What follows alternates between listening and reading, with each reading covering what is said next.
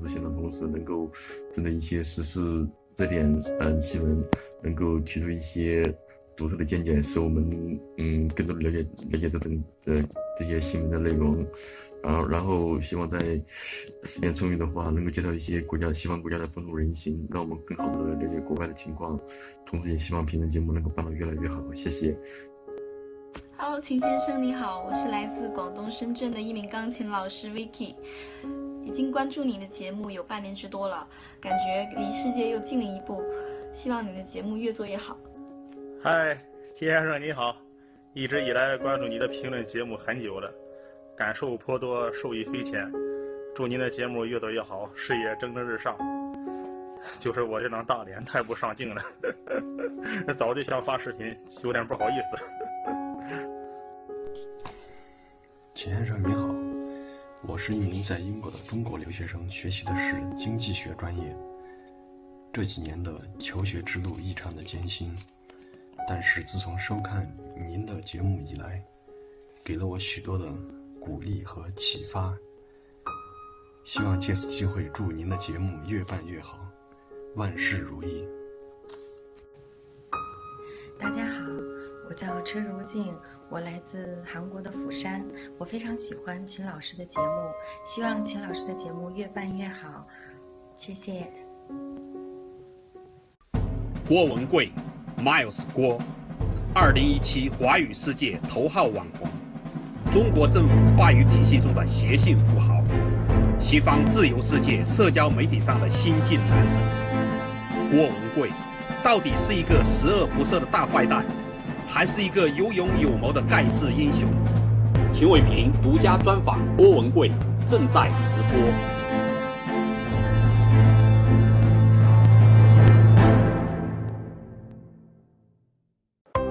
传文明，扬公益，光明正大，萌传媒。郭文贵 Miles 郭，2017华语世界头号网红，中国政府话语体系中的谐星富豪，西方自由世界社交媒体上的新晋男神。郭文贵到底是一个十恶不赦的大坏蛋，还是一个有勇有谋的盖世英雄？秦伟平独家专访郭文贵，正在直播。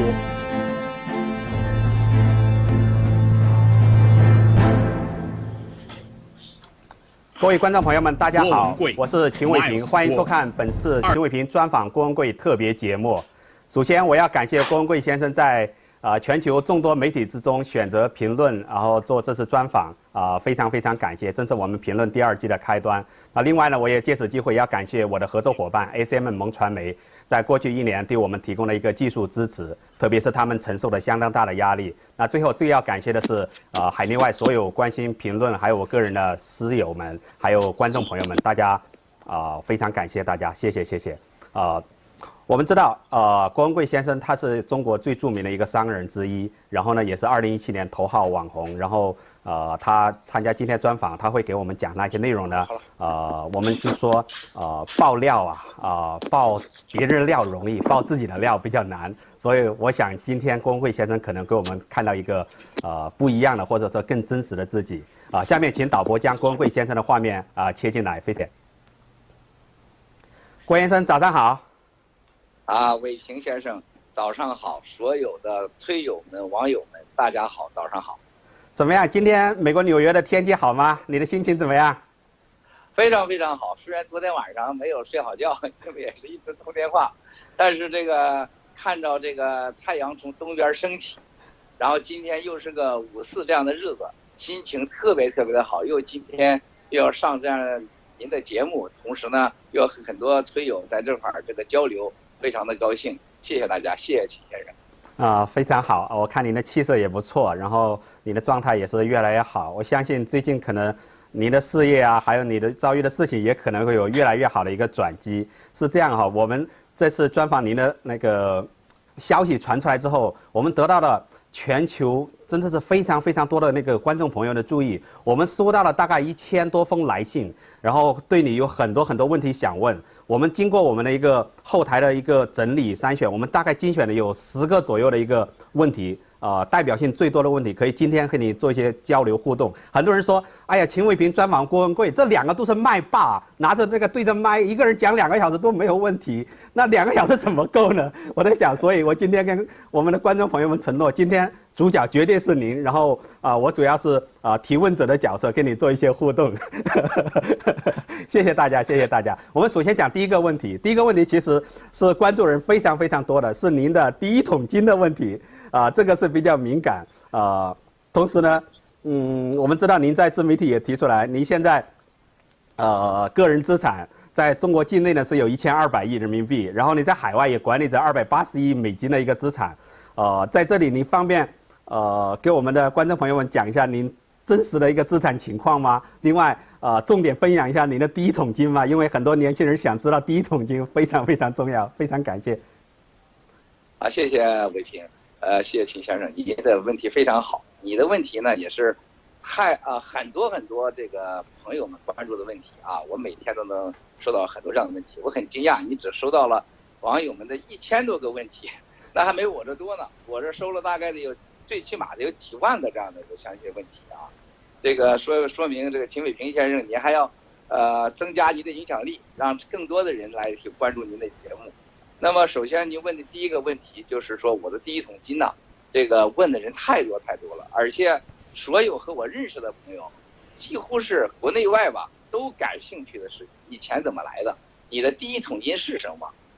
这说明大家呢，因为我过去的一贯以来的低调，大家对文贵呢并不了解，而且了解呢都是一些被这个胡舒立呀、博讯伟实啊这些人给妖魔化的这么一个形象。所以这个问题就尤为突出，大家都想知道。事实非常简单，最近过了这几个月，从我爆料以来，大家可能了解了过去我的成长的一些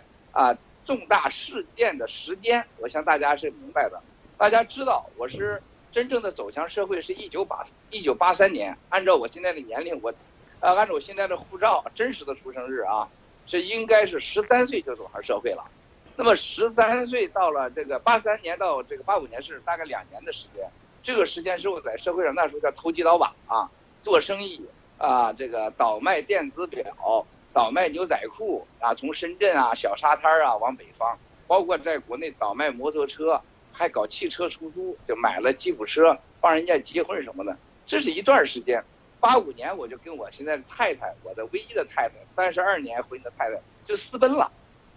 这个私奔以后呢，这就开始要有了太太了。后来在86年就有了我的儿子，我肯定就是大部分的时间就想办法去养活这个儿子，养活我太太，还养活我的父母家人。那么这个时间也是做生意，我还开过包子铺这个卖过鸽子，这个做过各种生意。到了89年你就知道了，那个时候我已经有好几台摩托车，我也有就2台汽车。那么这89、64之前你也看到了这个关于我的这个濮阳。当时对我的一个审判书当中说得很清楚，我那时候叫无业人士我因为我家不是农民，我父母是被下放到东北的，那么当时是刚刚平反昭雪，说我们也没有农村的地，也没有这个城市，刚有城市户口是在东北，那么在那个时候我是做生意的，倒卖石油卖汽车。到了89年，你知道89年我就开始这个。因为我弟弟的事件，还由于当时的发生的我弟弟这个被醉酒警察这个贪污腐败的警察当时给打死了。这我就在89年到91年大概2年时间都是在河南濮阳市清风看守所度过的。那么在这个89年之前，有91年之前，我的成长就是那个第一桶金的事情太多了，是吧？大家都知道了。到了看守所以后，我就1分钱都没了，所有的家产。相当于今天几千亿的资产，我跟你说，当时都被警察给没收给弄没了，那么就被掠夺了吧。到了91年我出来的时候，那不是说零了，是负资产。出来以后还欠人家的钱呢，还欠人家这个1万多块钱，到处欠人家的钱。大家知道91年我就马上开始自己的创业，后来我就是大家看到的事情，我有几个项目，当时是出来就做房地产。在河南的郑州呢，还和人家做了一个大老板家具厂，河南大老板家具厂。大老板家具厂开完有很快的几个月以后，我就创建了一个大家都知道的，也是我生命中最重要的，也可以理解为第一桶金的，就河南裕达置业和中港合资企业。中港合资企业当时是这个河南裕达是以做房地产为主的，那么这个企业当时是河南省外商投资当中占了大概前1名大概2年的时间。我们是个纯粹的中港投资企业，那么我有50%的股份。后来你们看到了就新建的裕达国贸当时是总投资3.6亿美元，这在1993年这个期间，投3.6亿美元，相当于今天多少钱？大家可以算一算。当时中国的这个对外改革开放，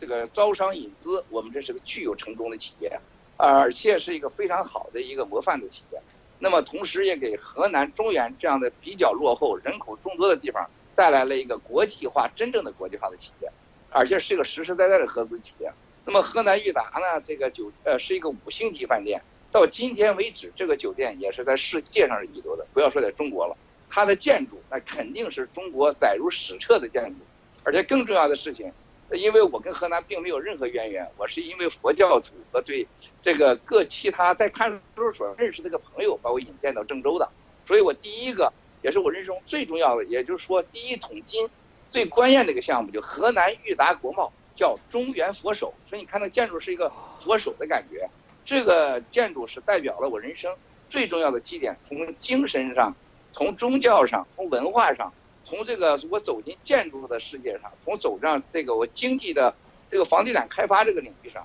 从包括我对管理企业上，都是一个生命中新的开始。这就是我真正的第一桶金。他的投资者呢是来自于香港，当时的香港的夏萍女士。夏萍女士当时是代理了很多个品牌，包括我们现在讲的中国叫爱马仕啊，还有今天的 Van Cleef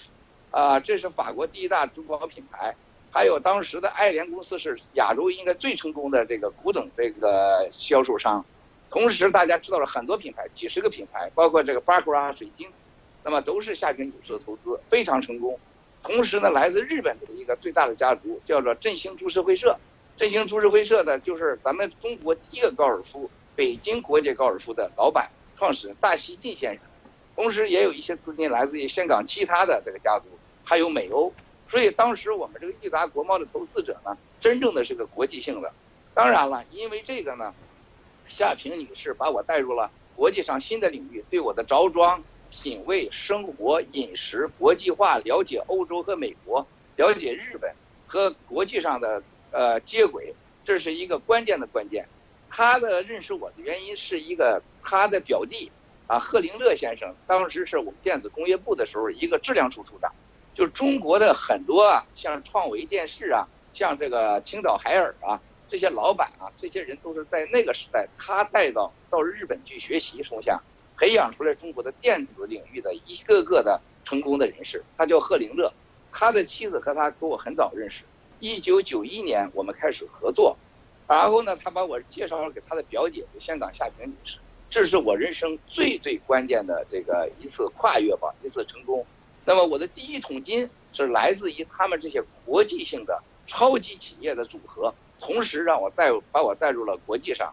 很多我完全未知的领域，同时对我的修身修心，还有这个我的实现我的理想和抱负，这是我生命中最关键的。所以说我的第一桶金应该是最干净的，因为我的钱是来自于海外，是经得起查的。从那天开始起，我就真正的走入了房地产的领域和经济的领域和国际化，同时把我的生活和生命就彻底的改变了。听起来这个非常的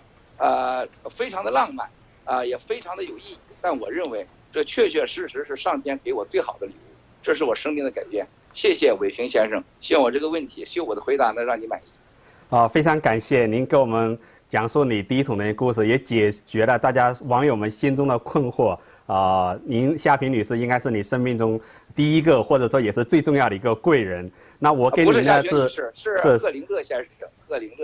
林乐先生 OK。然后我呢跟您是从来没有见过面，这是第一次跟您视频去沟通。但是呢，我们两个其实是有一个共同的朋友，那就是藏传佛教的一个精神领袖尊者达赖喇嘛。我呢有缘也跟他见过4次面，去年呢我对他也进行了45分钟的一个视频专访。那您呢在您的自媒体里也讲过，说您跟尊者达赖喇嘛也见过几次面，然后我想请教一下，您对尊者达赖喇嘛会有怎么样的一个印象？然后您认为在有生之年，尊者达赖喇嘛能够返回西藏吗？谢谢您。好，谢谢伟平先生，你这个问题非常好。我现在上前说一下，实际上我和你没有资格，也不应该对这个尊者呀有任何的评价，我们必须要绝对的尊敬。既然你问到这个问题了，我觉得因为它和我这个现在的情况，还有很多推友们关注的问题是有关系的，我就斗胆啊，这个抱歉了啊，You Holiness， 我就说几句啊。我是受这个当时啊这个安全部的副部长马建先生的这个所托，他代表了国家了，肯定不是个人行为，代表最高领导人。这个由于我和美国和欧洲的其他的这个各方面的关系吧，因为他们都是多年来支持这个尊者的人，然后通过他们呢，我们就这个约了见个面，当时没设任何主题，就是见个面啊。这个见面以后呢，给我第一印象就是尊者和我想象的是完全一样的，就是人呢特别的平和啊，特别平和，而且呢没有咱们这个所看社会宗教界的那些啊，就是那种装神弄鬼啊，非常务实，而且呢他这个怎么说呢，这个人对佛教啊，他已经到了新的一个层次，因为当时他讲的最多的就是说宗教与科学，佛教与科学啊，还有佛教与自然。佛教与宗教与自然，因为他当时到这个境界的时候，我是非常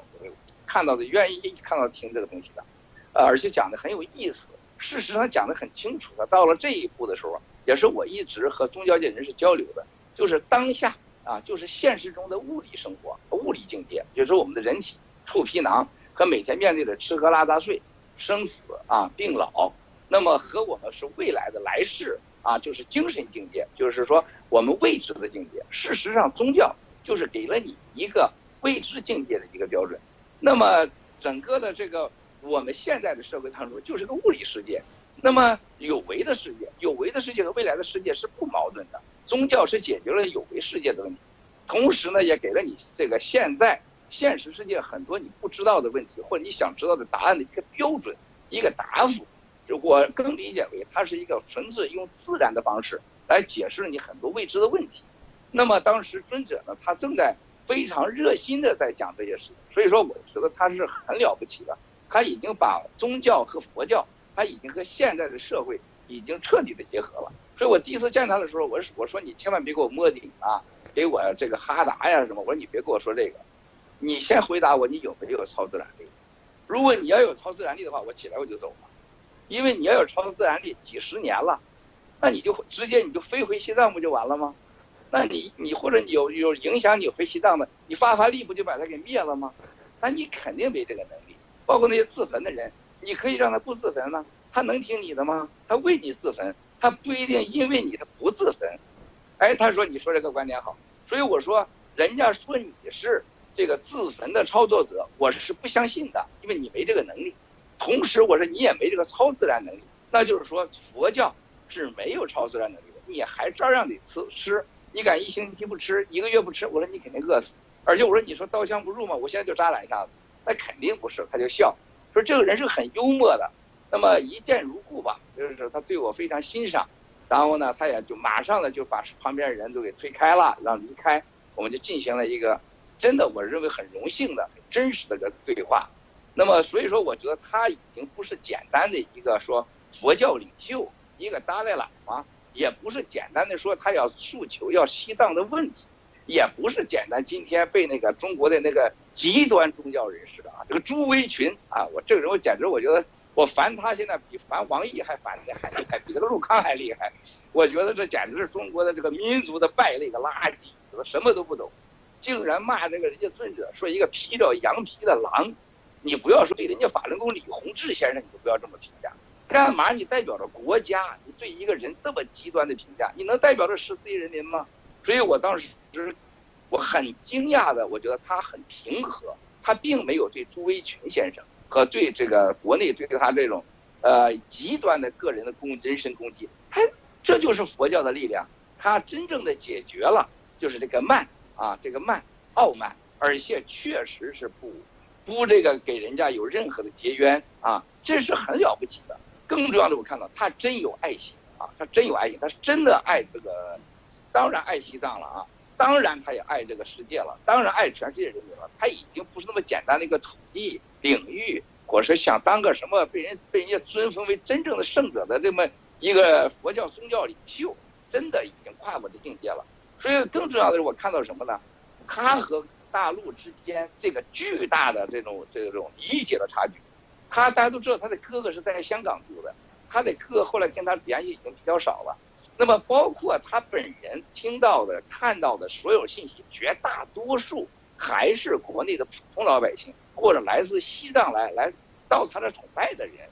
那这些信息完全不一定很准确的。那反过来更夸张的事情，我从这个见他第一次之前呢，我恶补了一下子这个关于西藏的各种历史。本人文化有限，宗教知识也有限，我还去西藏待了10几天，我好好的进行了学习。那么我跟他见面以后，我就发现了，就所有的我见他之前，这些官员给我传达的各种信息，那不是错误，是极端错误啊！而这些信息就影响了中央领导和中国政府的一系列的决策。我见了他本人以后，我更加让我惊讶的事情是，就是他所了解的国内信息绝大多数都是假的，也是错误的。就这两个极端的这个错误或者极端的假信息，哎呀，让我很惊讶。后来呢，我跟他就进行了这个很长时间的交流，给我留下了一个最深刻的3个意见。第一个，中国这个政府和达赖喇嘛之间不是有一个空间，也不是有一个距离，是有着无法用简单的政治和哪一句话和哪种形式能解决这么一个壕沟，就理解上的错误啊。比如说当时涉及到了最核心的3个问题，大藏区的理解啊，中国政府接着大藏区那就事儿大了去了，那就跟他理解的不一样，这大藏区。第2个问题就是最重要就是说关于他转世的问题，那这个理解的这个程度，所谓的这个西藏专家我听他讲和他所说的那真的是不一样的。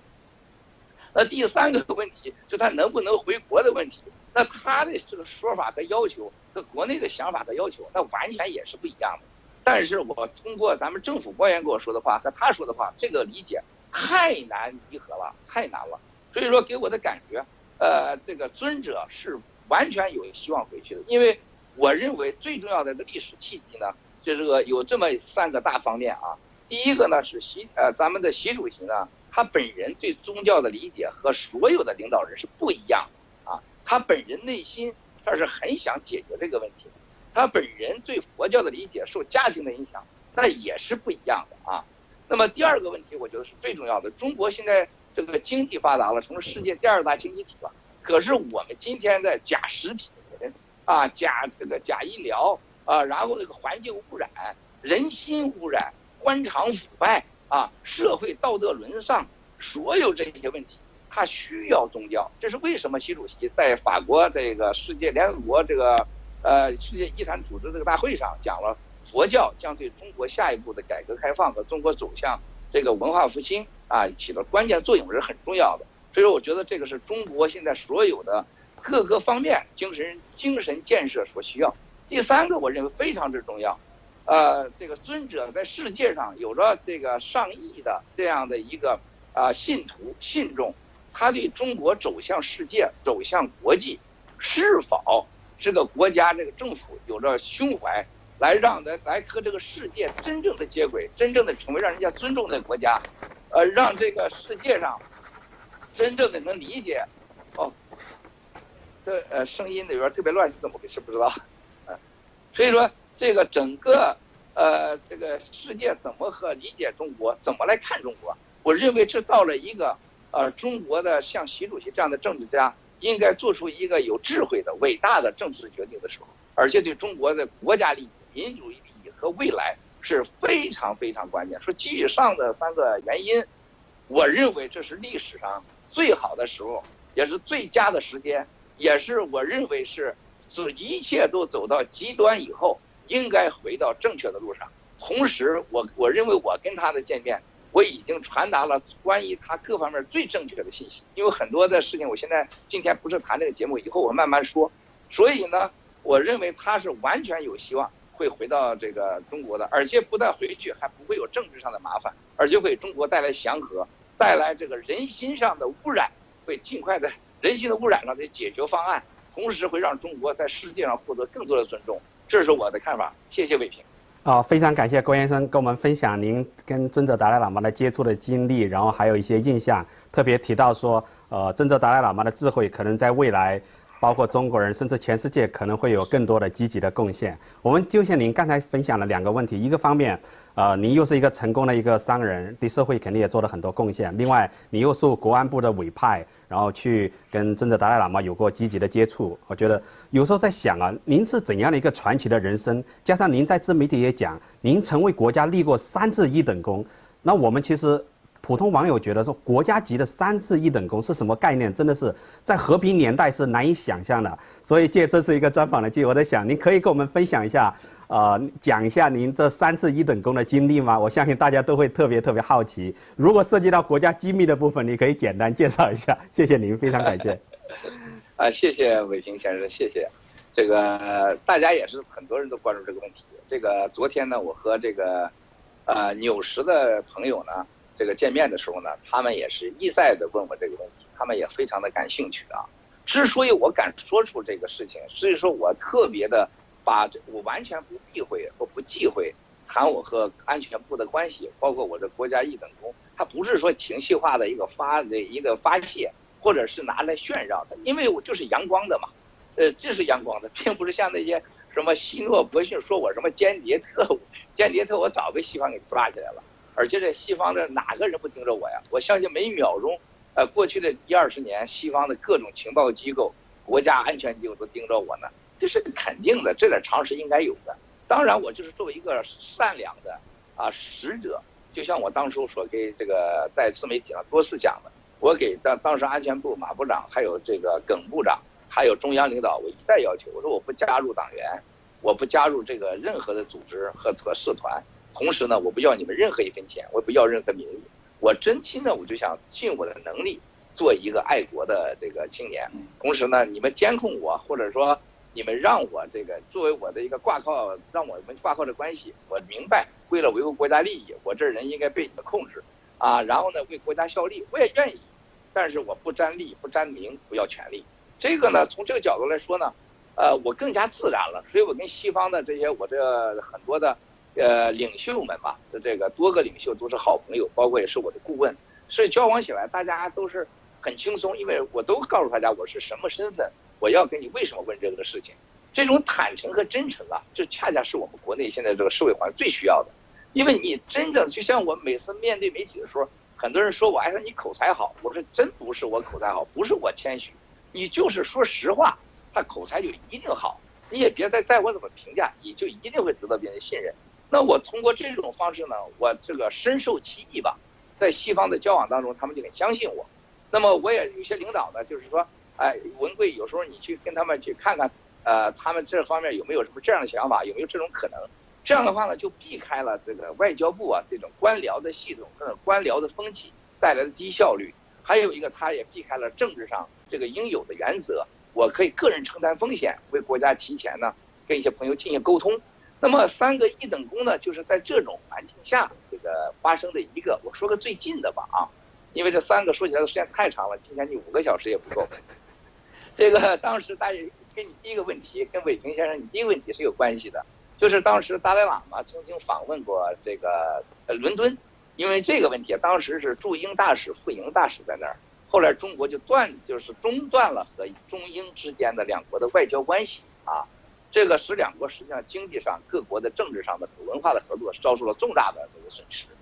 那么这个情况下呢，当时呢中央领导包括这个马建副部长希望我呢能通过我和英国的政府的关系，和当时任的卡梅伦首相还有他们那方面问问他们有什么意见。后来我就问了他们，你们到底是想怎么想的？你们是有什么想法？你们现在怎么面对？是不是想解决的问题？但对方非常简单，因为不是外交形式了嘛，这个效率就很高了。他说我们特别想给中国搞好问题。当时英国经济也确实出现问题，而且呢，他们也同意我的给他们讲的很多观点。我说你中英之间一定要合作，我们在意识形态上大家可以回避问题，不要变得矛盾。政治上呢，我觉得我们可以取长补短，大家可以放置下争议。那么另外一个问题，我2国关系呢，这是关系到老百姓的经济福祉。我说这个应该寻找这个合作的方案英国特别愿意，他说那你觉得该怎么做？后来我说我希望你明确就用2句话说明你的要求，我转达给北京。然后呢，这个当时卡梅伦首相和他的这个外交部长好像是第4等啊，当时谁，他就说了黑本什么我忘了啊，就说你告诉北京2句话，我们愿意和北京修复2国关系啊。第二，如果因为达赖喇嘛访问英国的事情，我们决定从现在起，我们暂时搁置达赖喇嘛再次访英。我就把这话呢，就马上就告诉了，这个报告给了中央。从这个说这个话到我报给中央之间，不超过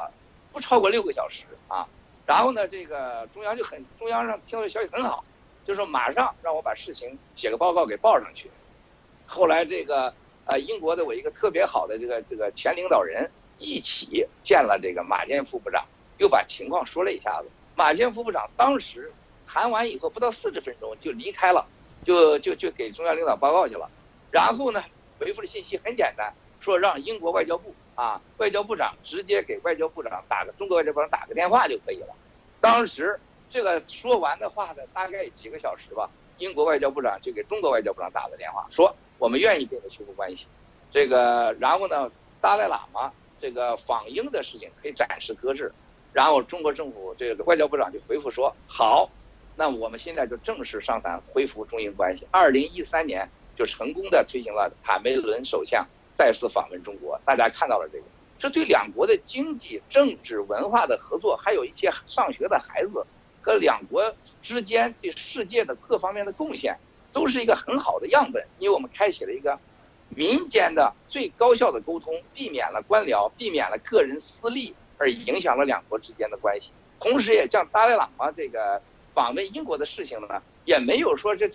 不让他来了，而且我强烈要求不要说你们反对达赖喇嘛，那我就不做这个事儿了。同时也保留了达赖喇嘛再次访英的基本的权利，也没有伤害他，没有作为第3方被牺牲的这么一个原则。所以说大家是3赢问，所以大家特别开心。这个事情呢，习主席当时就是明确还有孟建柱书记他们要求给我1等功，而且当时要求呢让我去就是给我发奖安全部的耿部长说文贵发奖不能把这个奖拿走，因为别怕出去炫耀后来我说，第一我不要这个奖，第二我不接受我不要是什么呢？我就没听说过这个奖。第二你就给我颁奖仪式我就不接受，所以说这个奖我就没要。这就是国家1等功，1等功是非常中国最高的荣誉。我从来没觉得这个事情我想说出来过，是由于马建副部长和我这个事情发生了。这个因为马建部长那个视频你们都看到了，那个视频只讲我跟他个人关系，但是他回避了最重要的问题，就是郭文贵这个个人，你们为什么100多次安全部去给我出函帮助文贵，都是个人决定吗？你耿部长不知道吗？你安全部的党委会不知道吗？当然不是了吧，这绝对不是事实嘛！你叫马建副部长一个人出来顶雷，而且把我给他买了一个600块钱那个小茶桌当成了行贿，还有一个愣把他之间他退回来给我的利益当成了我行贿他受贿，这对这个事实完全不符。包括我是说1等功的事情，那你是国家行为呀，你不能老变成马建副部长的个人行动啊。那就是马建副部长这种为国家天天这种18个小时、20个小时的工作，身体搞成那个样子，为国家立了一次的功，就是和我这样人打交道，其中的成功的一个方案就变成了行贿，那就真的是变成了忠臣无好果，爱国无好报了。这是让我绝对接受不了的。我只是引用了这个我已经发生的事实来告诉他们，你们这样做对国家利益，对未来的国家的在世界关系的影响和形象，但是绝对的伤害，任何人看到都是伤心的，都是寒心的。这是为什么我才讲出来，事实是我不愿意讲的。所以说今天我拿这一个案例来回应您，还有所有推友网友对我的关心和这个问题的回答。希望推友们、网友们特别是文贵这个推特上，郭文贵的推特上，很多网友问我这个问题，问了很多。我也希望今天通过秦伟平先生这个问题，基本满足你们的要求，基本上满足你们的想问的问题的答案的这个要求。谢谢大家，谢谢伟平先生。感谢郭先生分享。说实话，您对中国来说也之前做了非常多的贡献。您刚才提到英国，我们网友们都知道英国有一个特工叫007 James Bond 是非常有名，在电影荧幕上，对不对？然后有人跟我讲说，那郭文贵先生其实他就是中国版的007啊，中国的 James Bond， 你看他应该说比那个007还厉害很多，他可以拥有富可敌国的财富，然后又为国家可以立几次一等功，那还有我们很多不知道的贡献。所以在想呢，您是怎么样接不接受这样的一个定位？您多次讲说你帮国安部做事，但是呢又不是说国安部的编制的特工，你接不接受这个？我认为是荣耀的说法，你是中国版的007。另外还有，就您的传奇的人生经历来说，你现在您个人的遭遇面临现在这样一个困局因为一些商业的争端，可能背后还有一些政治的角力，然后现在面临这样一个状况，您通过爆料，然后让中国政府也比较紧张，当然同时他们也做了一些反制的措施。那中国政府目前来说也没有特别太好的办法，大家好像陷在这个僵局里面，觉得说，有人评价说是一个死局，觉得大家好像。大家不知道怎么进退，你怎么样去讲一下这种感受可以，或者说你讲一下现在真实的心情可以吗？非常感谢。谢谢伟平先生，这个我很愿意听你的声音，因为我从你的声音里听到了我们这个今天5四青年节，听到了这个我们下一代的希望。在我上这个节目之前啊，这个很多你的老前辈，我的老前辈，对你这个当时在咱们这个节目的宣传里边说我是邪性富豪，用这个词儿很不高兴。所以你看看这个年轻人怎么这么不对你不尊敬？后来我说不要这样，因为我说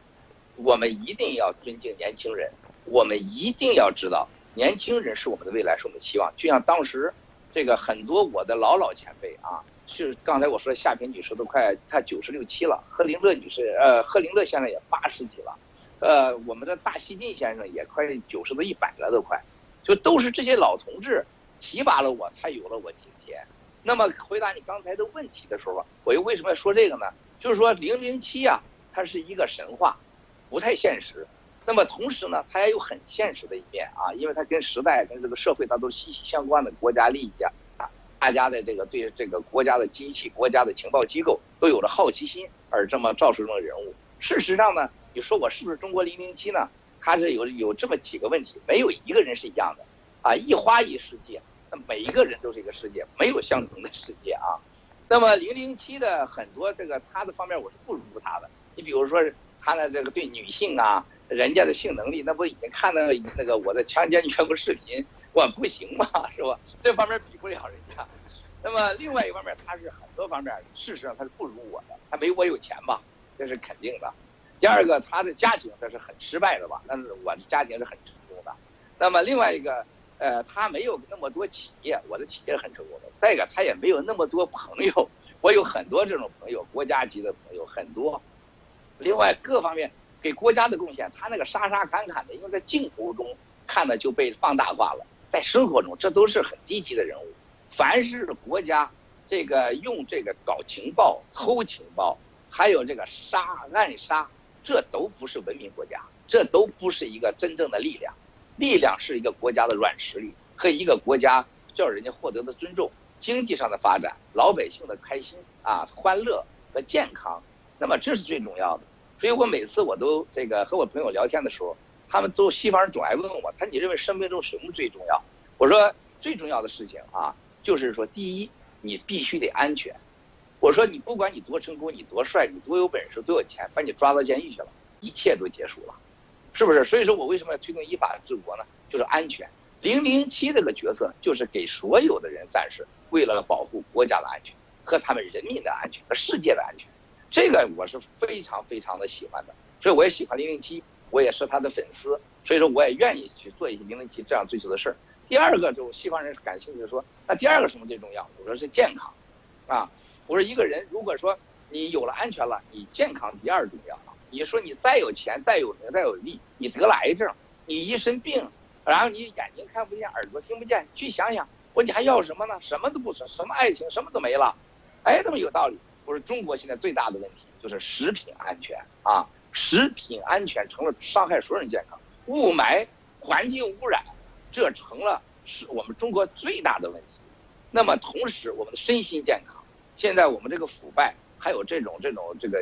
捂住14亿人的嘴，不让老百姓发声的这种宣传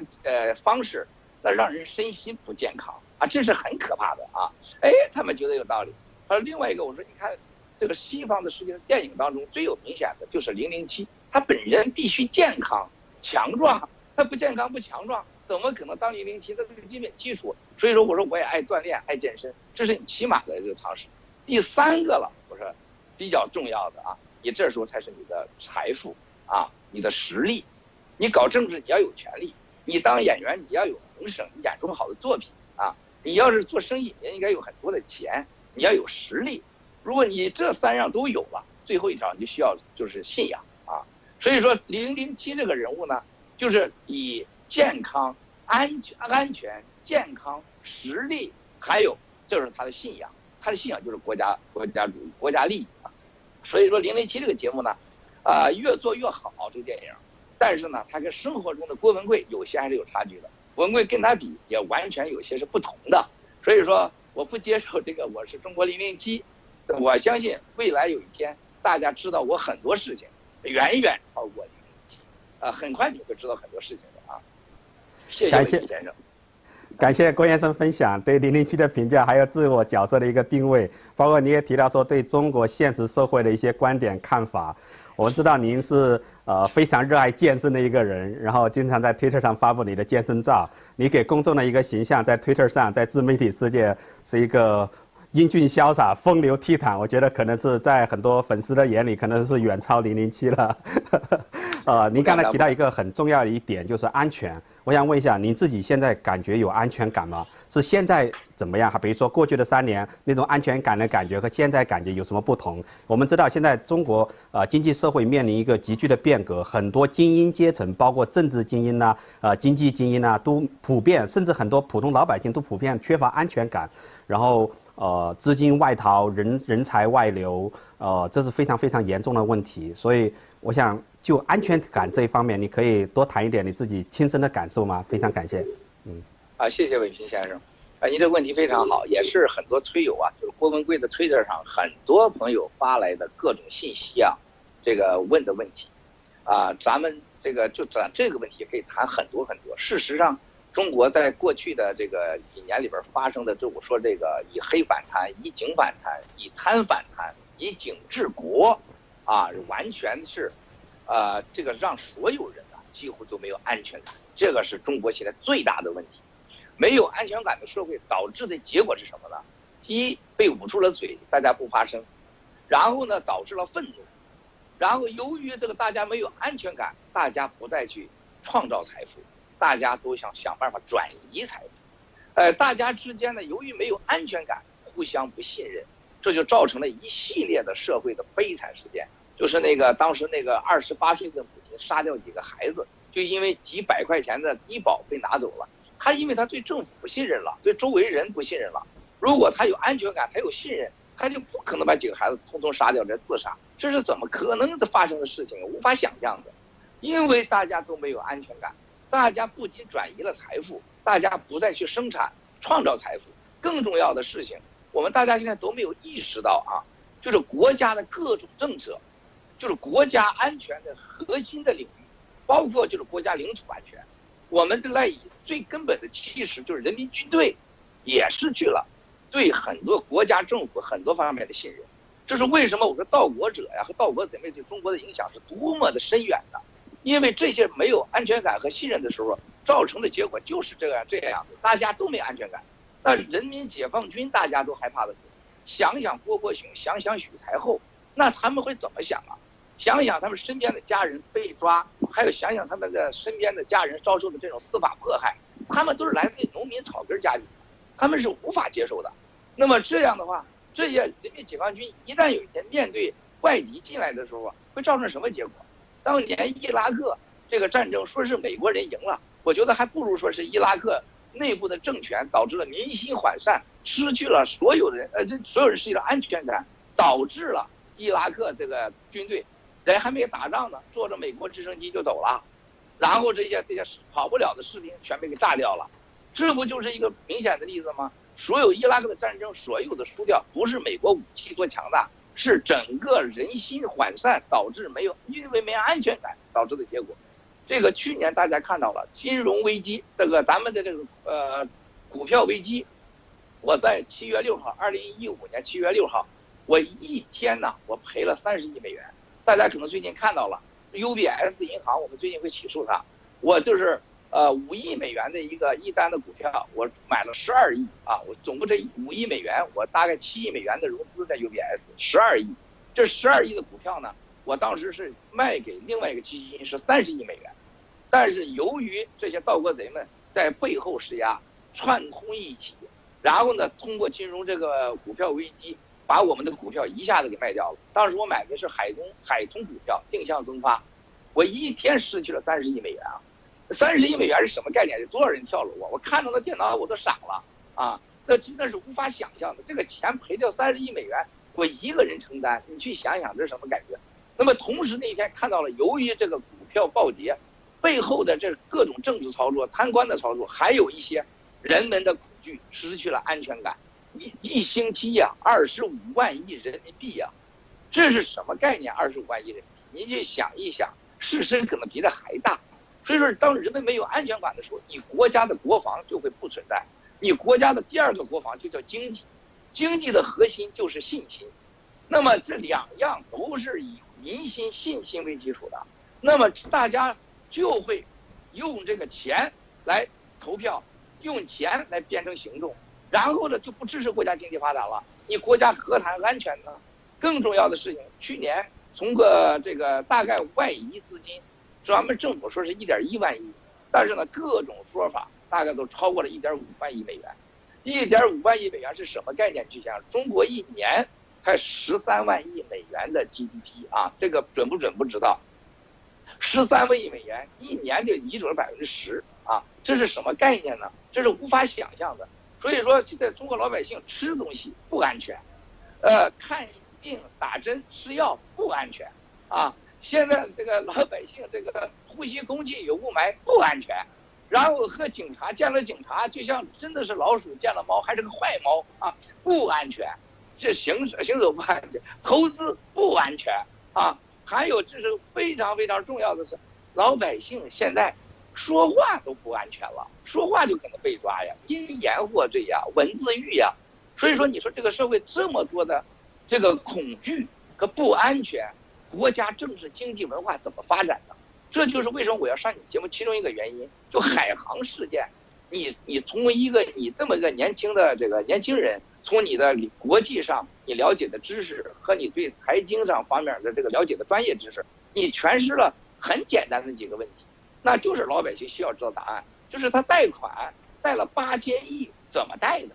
拿什么做抵押的呀？这8000亿。需要大概800亿到900亿的这个利息，那么要每年要还，每年还他要做2万亿，按照中国的这个利润值5%到7%之间，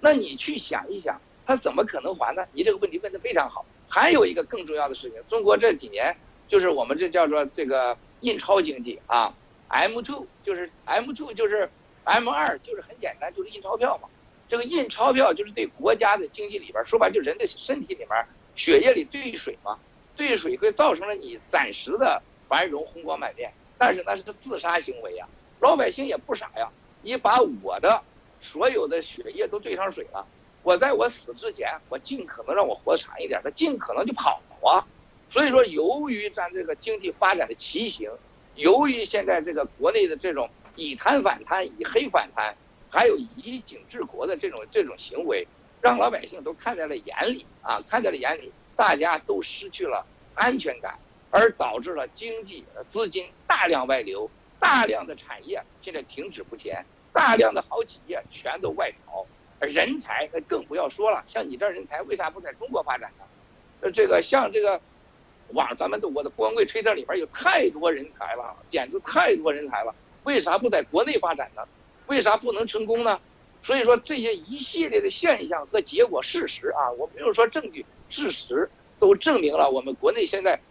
最大的问题就是民心已经没有了安全感。这是为什么我上你的节目，我希望你的应该更多的通过事实告诉国内各个方面应该挽回民心，让这老百姓有更多的安全感，然后让这个国家和民族真正的健康和强大。这才是关键的。就这个问题啊，有很多相关的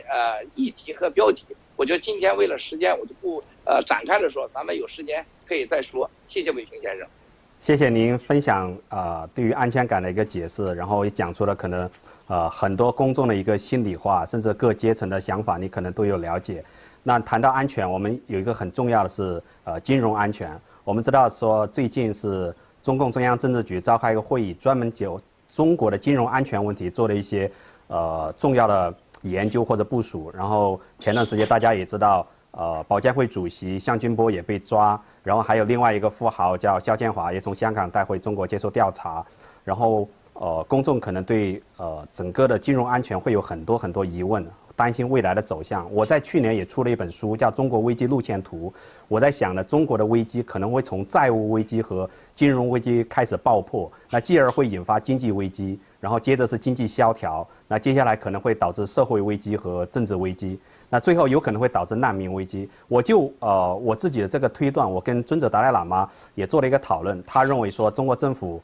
目前还没有完全失去民心，然后他的控制力还是比较强，可能不太会出现我说的这种状况。但是从您今年以来的爆料来说，你爆出了一些企业的一个债务问题啊，然后我可能会觉得说，这个债务危机可能比我想象中的或者预计的可能还要严重一点。那就这个，您是作为一个投资专家嘛，也是一个大的一个有很大影响力的这样一个投资商人，对于这种金融安全你怎么看？或者说您对中国的金融安全有什么建议吗？可以操作性的建议吗？想在这里也听听你的想法，非常感谢。好，谢谢伟平先生。这个您的问题啊，您的书大概我也看了一下，我觉得你的观点是很对的。我有一点不同的看法啊。你说的那些危机啊和导致的结果，可能发生的事实呢，可能发生的结果呢，是判断的是大部分是对的，但是根本问题还得回到一个政治层面上。因为很简单，中国的这个经济形势，你必须看到它的本质。就任何学过政治经济学的人都要明白啊，非常重要。什么叫做资本啊？就是钱它姓啥？且资本论里最核心一句话，钱它姓社会，资本的属性是社会的，所以钱它姓社会。就不管你个人他什么财富，事实上它最后都是归这个社会和国家的，你谁死也带不走。你任何的资本的运作和生产，最后都是归社会的。那么我们中国呢，这个所谓市场经济，那是社会具有中国特色的社会市场经济呢，是说白了是政治经济。中国没有自由市场，政治经济。这个政治经济的本身就是权力和政治一决定生产力啊，这个是跟西方的自由市场经济完全两回事儿。所以西方人老是跟我沟通，我们的基金人说，麦老师你怎么看待这个资本社会，怎么看待这个社会主义社会？我说很简单，社会主义有权利就有主义，没权利没主义。在中国就是你权利，你想要啥有啥啊，它太容易了，只是你敢不敢的问题啊。那么在资本市场很简单，有资本有主义。我说有资本你想干啥干啥。我说说句难听的话，在西方的爸爸谁是爹呀？钱就是爹啊。在中国谁是爹呀？权力就是爹。这就是我们中国现在为什么出现那么多问题。西方社会上也有他的这种钱就是爹的问题。那反过来说了，中国现在钱已经不是爹了，钱是一切啊。那么这就导致了什么呢？刚才说的人心失去了，就是现在这几年来，就是民退国进，国有企业占了国家70%、80%的经济总量，那么民营企业呢占了15%到20%，而民营企业给国家的这个就业带来了70%到80%的这个贡献。这种极端的这种非自由市场经济的形式，现在很多人引以为是啊，还有这简直是到了一个丧心病狂的程度啊，傲慢的程度，真是和2战以后的德国有着异曲同工之妙啊！他们大量的这个所谓的国退，这让我这个作为私营企业家，我看到的中国这些企业家太可怜了。改革开放成功最根本的是对外改革开放，对外改革开放成功就是说海外华侨胞、香港、台湾、澳门这些人对中国的成功改革开放是有巨大的成就。现在他们已经被看不起，完全被边缘化了，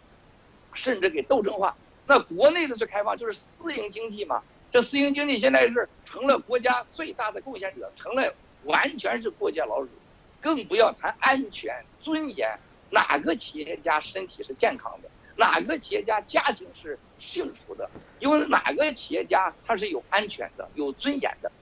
不但如此，还是这样被边缘化。就这些结果导致了中国病态的这个变态的这个经济模式，这种人心的丧失，就是又加上今天这过去几年反腐当中出现的这个完全是失去了方向的这种以贪反贪、以黑反贪的这种结果。而且最受牵累的是企业家，你反贪呗，你抓你官员谁不欢迎啊？但是每个官员背后都有无数个私营企业家，因为过去是被三赔。被赔税、被利益化、被行贿，他没选择呀，结果就把这些企业家全部都双规。这双规本来不是个企业家，消失、查封账号啊，抓捕、监控，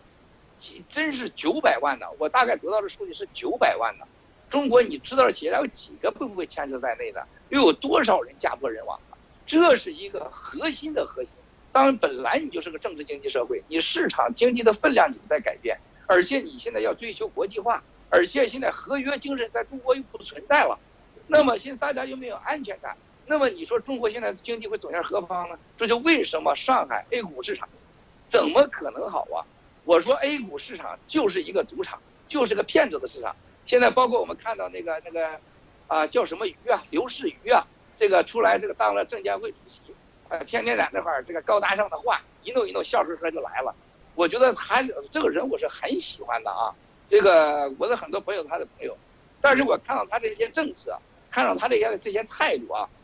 说实在话，项军波也好，他也好，当中国的金融官员，这就是中国的金融灾难。包括我这朋友项军波，这都是金融灾难。他就是一个政治家，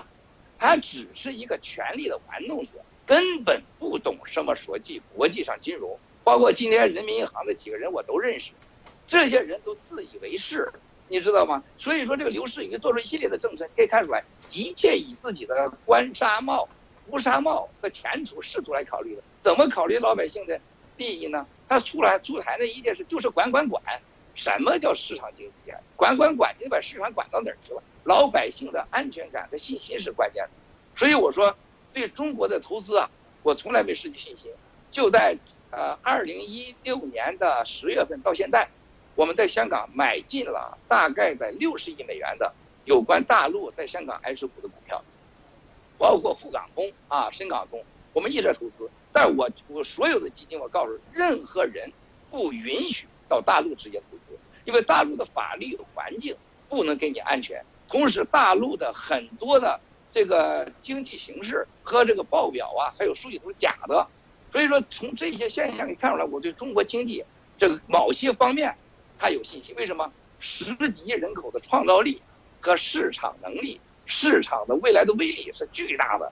但是国内的法律环境和社会环境和人心和经济形势和这个金融管理者的这种能力和水平完全不能相信。所以我觉得中国为什么今天出现了中国这种经济病态形势呢？而且我不认为中国内陆在短期内能解决经济问题，几乎不可能，因为大家知道。海航的贷款实际上就是转移了对水经济啊，同时呢，海航这是一个事件，中国有几十个这样的海航，它这种事情给老百姓未来和金融埋下的这种定时炸弹，大家都不是傻子，这一定会还有几次类似于2015年7月份的上海中国股票金融危机会发生，所以我劝所有投资者一定要小心上海的 A 股。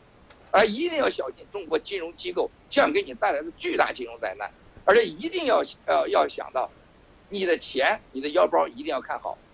对国家的未来5到15年，我是很有信心的啊。中国的 GDP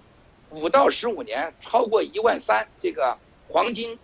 黄金值 GDP 值也达到了一个文明社会走向民主的基本基础13000黄金俱乐部，达到13000大概需要10年到15年，谁也改变不了。中国 GDP 翻一番，谁也改变不了。但是，这就像我在英国 BBC 说的一样，如果中国不把现在的政治、经济环境、市场环境、法律环境建设好，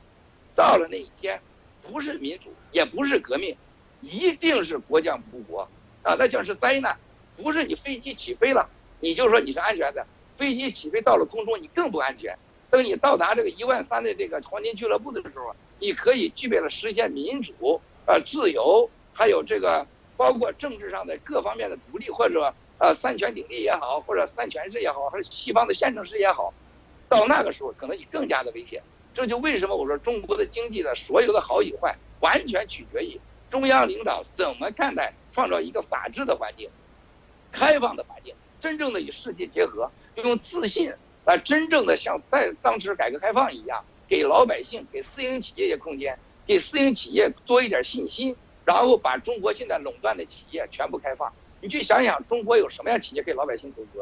我当年是87年的时候，我问过一个老领导，我说中国做什么生意可以？这位老领导跟我说，他说小子，你要想明白，中国的国防企业一定你进不来，也不让你私营企业进，你别干。第二，中国的能源资源企业，石油还有能源的，你就甭想，没你的事儿。第三，中国的这个信息产业，什么电话呀，那肯定也没有啊。第四，中国的金融产业，那是党的2个武器，钱袋子、枪把子嘛，那没有你的事儿啊。哎呦，第五，他说你看看中国还有什么让你能做的？基础产业，他说也是国家地方政府垄断，没你关系。他说第6嘛，你可以考虑考虑，可能未来房地产可能开放，部分开放，但还是国家唱主角。他说开放呢，只是一个未来平衡国家经济、吸收老百姓存款是一个好的方式，也给你们这些私营老板们一个小小的空间。这几句话改变了我的一生啊！确实到现在为止现在已经20几年了，现在快30年了，中国还是那几个领域跟民营企业没关系啊。现在美国人、欧洲人嗷嗷的喊着，拿着大炮，拿着国家政策威胁中国，你必须把这几个领域开放。可能我们即将看到的是，中国这些几个领域不对私营企业开放，就对美国人、欧洲人、其他国家开放了，那是个灾难呐！那是个灾难呐！民营企业你不信，你信人家西方这国家拿着洋枪洋炮政治威胁，你对他们开放了，那时候就失去了民心呐，那是很可怕的。我相信大家很快会看到，中国没有任何选择，不管任何领导人，必须要走2步：国有企业的真正的改革和对国际和国内私营市场的开放，否则经济成功很难。第二个，必须制定就是这些年来导致的所谓的这些民营企业家的原罪，让大家没有安全感。应该有一个类似于大赦应该跟历史划开。要不划开的话，我觉得这企业家还会跑没有任何人有安全感。现在一抓反腐，把过去50年、30年的事儿、祖宗八辈的事儿、生殖器的事儿全都整出来了，都给CCTV 给到那儿去认罪去了，谁不怕呢？另外一个，一定在中国，我觉得要需要一个对象。尊者达赖喇嘛这样的领袖，应该让他发挥他的影响力，把中国的人心给安慰一下，应该让他回国去，把中国的宗教进行一定程度的，让他们可以控制的，让他们真的回去有一定的分量。我认为这是中国未来不必须要走的路。所以说，我认为中国的这个整个金融市场，我非常不看好，某个领域存在着巨大的机会，总体未来会翻一番，会走向$13,000的这个黄金俱乐部。会走向具备了一个文明政治形成的基本基础，但是这条路必须是有条件的，而且必须是要大胆做出决定的。这是文贵本人的拙见，请您不要见笑。谢谢伟平先生。谢谢文贵先生的一个分享。说实话，您的基本观点和我观察基本是一致的。然后我个人也非常看好中国说长远的未来，因为中国是有14亿公众，然后我们的公众是非常有创造力，然后非常勤奋。我相信这是中国最大的一个财富。但是如果说中国政府目前的管理体制不朝着一个更加文明、更加现代的一个方向去转变的话，可能会有走相当一段时间的一个弯路，或者是很痛苦的一个阶段。您刚才也提到说股市，也提到楼市。其实在我们征集全球网友的提问里面，希望您谈一下中国的楼市的走势，还有股市这个情况。非常非常多，我看到那个留言，很多人都说这次专访怎么都没有谈到这些经济问题啊，都很想听您讲一讲。所以我想就简单您谈一下中国楼市，因为您是开发商嘛，对吧？是有名的开发商，然后又是有名的投资人，所以这方面您又知道很多内情。我相信你的视角可能会跟大家不一样，也请给我们分享一下，谢谢。谢谢伟平先生，谢谢这个推友们所有的对这个问题的关注。在我的郭文贵这个推特里面呢，还私信呢，还有很多留言呢，都谈到了这个问题。因为大家都知道我是一个开发商啊，所以我对房地产我还是有说话的权利的。包括呢，我也投资了大量的这个中国的股票啊，但是我除了方正股票我是第2大股东18亿股之外，我其他股票我都没有投在国内。但是我在香港我投了很多，到目前除了2015年那次这个中国股票危机导致我赔了30亿美元之外，我还没有一次赔钱的啊。房地产就更不用说了，这个我是一个非常好的模范啊。这个河南裕达这个建设到现在，作为一个90年房地产企业呢，它一直都是赔钱的，每年赔2-3个亿。那么所以说这次河南公安厅把我这员工都抓起来，我是非常伤心的。我每年赔2-3个亿，给你们创造了一个河南的形象的建筑，而且养了那么多员工，你把我员工给抓起来，这就是河南这个地方每个藏不住精英，没有人才待得住的地方。大家俗话说水浅王八多啊，藏不住这个巨龙，这是河南的悲剧。那么河南这个裕达呢，在房地产领域呢是一个很好的一个榜样，大家一定要看到。河南裕达房地产企业是我做经济平衡，还有一个作为一个叫金融地产，我是最成功的。河南裕达虽然一直每年赔2-3个亿，他在我这个一系列的经济发展当中给我融资，大概累计啊，有时候是重复的累计，这个伟平先生你知道这个专业词，累计大概在180亿啊，这是一个很成功的一个金融地产的概念。然后大家知道，我也是同时在北京盘古和证券这2个项目同时开发190万平方米啊，盘古是50万平方米，金泉是145万平方米，所以说我大概将190万平方米同时开发，而且基本没有银行贷款，因为我一直被这个银行贷款所打压，而且要求行贿受贿，我这都肯定不干。那么在这种情况下，中国地产我是创造了奇迹，盘古是唯一在奥运村这个最好的领域当中呢，这个唯一的商业项目啊，未来也不可能有了。而且金泉是这个大屯整个区域当中的大屯总部，我给拆迁了，是搞这个混合性住宅，叫做生活综合板块最成功的。而且大家要看到，我盘古当时买的成本是100块人民币一平方米，现在是26万人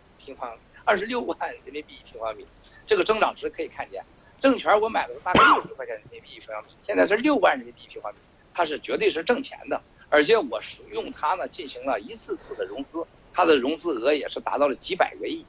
那么从这点可以看出来，中国金泉和盘古为高端地产和综合地产板块，包括它的这个当时的这个地的升值，你可以看出中国经济的发展，它是一个很好的样板。而且最重要的是，我的地不是买的，我没买过一块地是国营的国家的，我买的盘古和证券的地呢是大屯私营企业的。河南裕达的地我是买的，当年我是买的这个农村的，所以我从来跟政府的官地没有关系，更不可能有腐败了。那么在这一点上可以证明我对地产界的判断啊，我认为我还是很骄傲的，成功的。而且盘古和证券买的地是1989年我买的，1999年，2001年才有这个北京奥运会，所以我对中国的政治走向还有这个整个的地产的判断是正确的。说到这的时候，我想告诉大家，中国的地产千万记住啊，它适合2种人搞，其他最好别掺和。我觉得中国的地产，第一个呢，就你没有钱的时候，你没有钱，你要想当富豪，你想飞步前进，你要具备一个较强的心理准备和素质。第一个就是你不能怕风险，怕赔，那么你就搞地产去，你想尽办法搞一块地，搞多大地都行，搞一个项目，因为它是聚敛财富最快的方式。通过施工啊，通过施工单位啊，金融机构合作伙伴预收款，可以尽快的聚敛一大批财富，也锻炼你的管理能力、社交能力，锻炼你对整个企业的管理能力和操控能力，这是一个走向成功最好的捷径。当然了，一旦你赔了，那也是要命的。所以说，这是一个这种人，你要想从0到1000到1万，这是一个很好的路径，但是风险同样是0到1，由1000到1万。同时，另外一种人，中国地产说白了，它就是个政治经济的产物。所有大地产商，谁敢说跟官方没关系？谁敢说没跟官方扮演小三的角色？几乎不可能，很难。所以说，这些人呢，地产商做大以后啊，结局很简单，主要靠银行，主要靠政府拿地，啊，这种规模性的地产经济在世界上都是病态的，不符合任何市场经济，因为地产的整个的回报和你中国的这种国家垄断的金融经济，这主要取决于是否能贷到款，还有贷到款以后你这个钱的运行的效率。看到几个大企业，这个钱的利息都是15、20，房地产的回报多少，大家是很清楚的。说白了，地产最后就变成了一个国家金融机构和某些地产商实行了一个对资产再分配的一个平台，这个很残酷的平台，绝大多数人都被牺牲了自己的存款和自己的未来，让很多人成为了房奴。这就是中国今天的金融市场。如果房地产一停或者一降，国家经济完了，出事了，这个老百姓的这个没有地方投资了，因为我刚才讲到了，所有能投资领域全被政府、被国家国营给垄断了，没你投资的机会。这个金融市场成了洗黑钱赌博的地方，那只有到地产。你到地产来就变成了一个你被洗走钱的一辈子的无法挽回的一个手段。因为很简单，你买了房子，你要付钱的，你要付这个贷款的利息的，这个房子看着你涨价了，但事实上大家都知道，通过兑水把你的钱早给稀释化了，结果你的钱就全被吸走了，变成了房奴。所以说，另外一个领域来讲，大地产商绝大多数最后就是国家金融机构买单，再转过来最后老百姓买单。你看着某部分人赢了，实际拿一生的钱都做代价。所以我强烈的建议中国老百姓不要买房子去作为一个存款和自己的资金的安全的选项，因为最终你是都一定被吸走的，最后的买单人一定是你，千万不要做。而且我认为房地产未来政策的调整，还有房地产税的征收，还有房地产商未来一系列的管理成本和这个各方成本的增加，你买的地产未来你是付不起这个成本和代价的。你有很多机会，千万别这么做。反过来我再说中国的这个股票市场 A 股市场 ，A 股市场现在在调整当中，会有几个真正的我觉得还有几个好的时段会来，会一个起起伏伏的时间。但是大家记住，如果你短线投资都是投机的心理，一定会输得很惨，家破人亡。A 股市场作为长期投资，作为一个好的判断，有些领域是绝对是世界上最好的投资机会。某些这个金融机构，某些国家控制的即将开放的领域，还有国家不能倒的企业，他最起码不把你钱给骗走，你是可以长线投资的。短线投资，我不相信任何人都能赚钱，这一定是把你骗得很惨。因为中国现在这个社会上，假政治、假宣传、假感情、假食品、假医疗、假 GDP， 还有一个所有上市公司都是假资料，你怎么能判断得了呢？所以老百姓你也不可能变成专业，也不要相信所谓的这个股票评论专家，那是不可能的。他有那个本事，他就不干那个去了。所以呢，老百姓我建议咱们最好的办法，把钱投入到不能倒的企业，然后别期望值过高去做一些事情。房地产，我认为未来唯一可以投的，可以做就是自己的住房，你可以买好，同时可以有一套或者有余富的钱的话，你可以作为一个真正的一个长线投资，但其他就千万不能做，因为中国的地产市场将是未来剪羊毛、转移财富大转移，还有A 股市场，这是两个最核心的供给。A 股市场好，房地产市场就不好。房地产市场不好的时候，股票市场可能就是好。那么这两个之间被你剪来剪去，老百姓最后都是牺牲品。我还是那句话，对中国的这两块这个投资我建议你们多到香港去投资，对法治环境对未来的这个资金安全相对是好的。国内未来将进入一个动荡期5到10年，非常之危险，大家一定要小心，一定要小心。这是我一个基本的建议，谢谢。谢谢郭文贵先生对股市和楼市的一个分享。然后的确，公众的财富，我们讲到14亿公众都非常勤奋，我们创造的财富大多数是沉积在房地产市场，变成一个虚拟的价值。另外，在股市里可能经常会一波波的割韭菜一样灰飞烟灭，这值得大家去警惕。然后投资需谨慎。那其实就您刚才提到房地产，因为您是一个开发商嘛您提到说中国的特别是大的开发商基本上都背后都有官商利益的勾结啊，或者勾兑。那您呢？您讲到您自己，您的主要有3个房地产项目，基本上都是非常非常干净啊，然后也没有用到银行贷款。我想确认一下，您现在在中国据您自己说有1200亿的资产，然后你有负债率多少？有银行贷款吗？给我们解释一下好吗？还有您每年为中国政府创造多少就业机会，然后税收情况我觉得也是一个优秀民营企业家对社会的贡献，也可以给大家讲一下，谢谢。好，谢谢伟平先生。好的，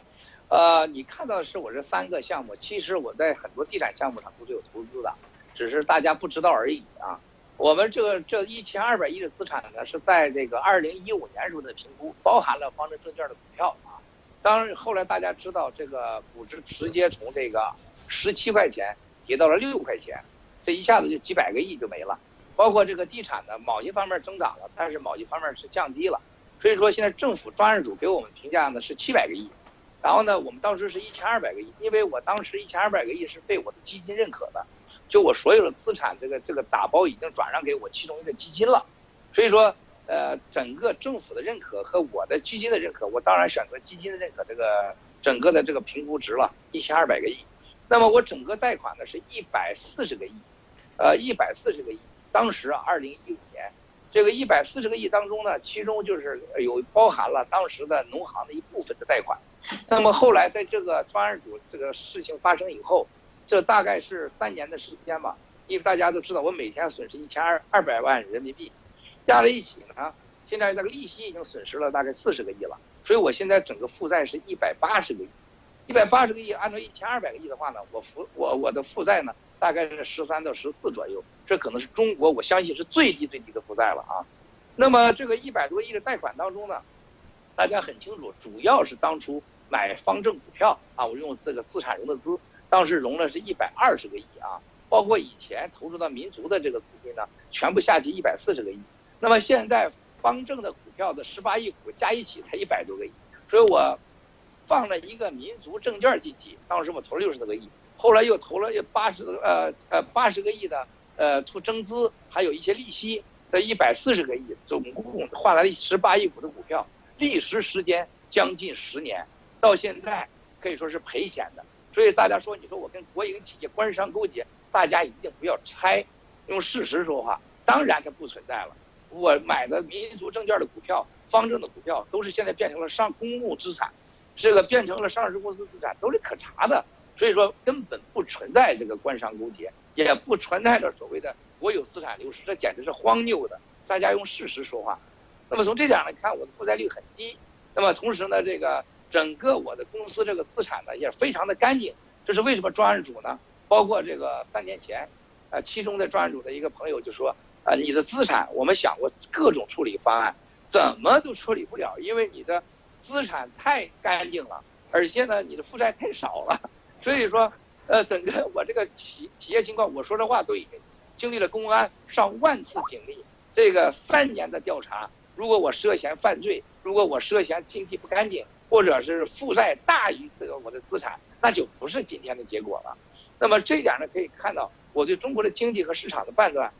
包括赚钱，我还是非常成功的。那么同时呢，大家也应该看到，整个目前啊，我这个事情就代表了中国整个私人企业的现在一些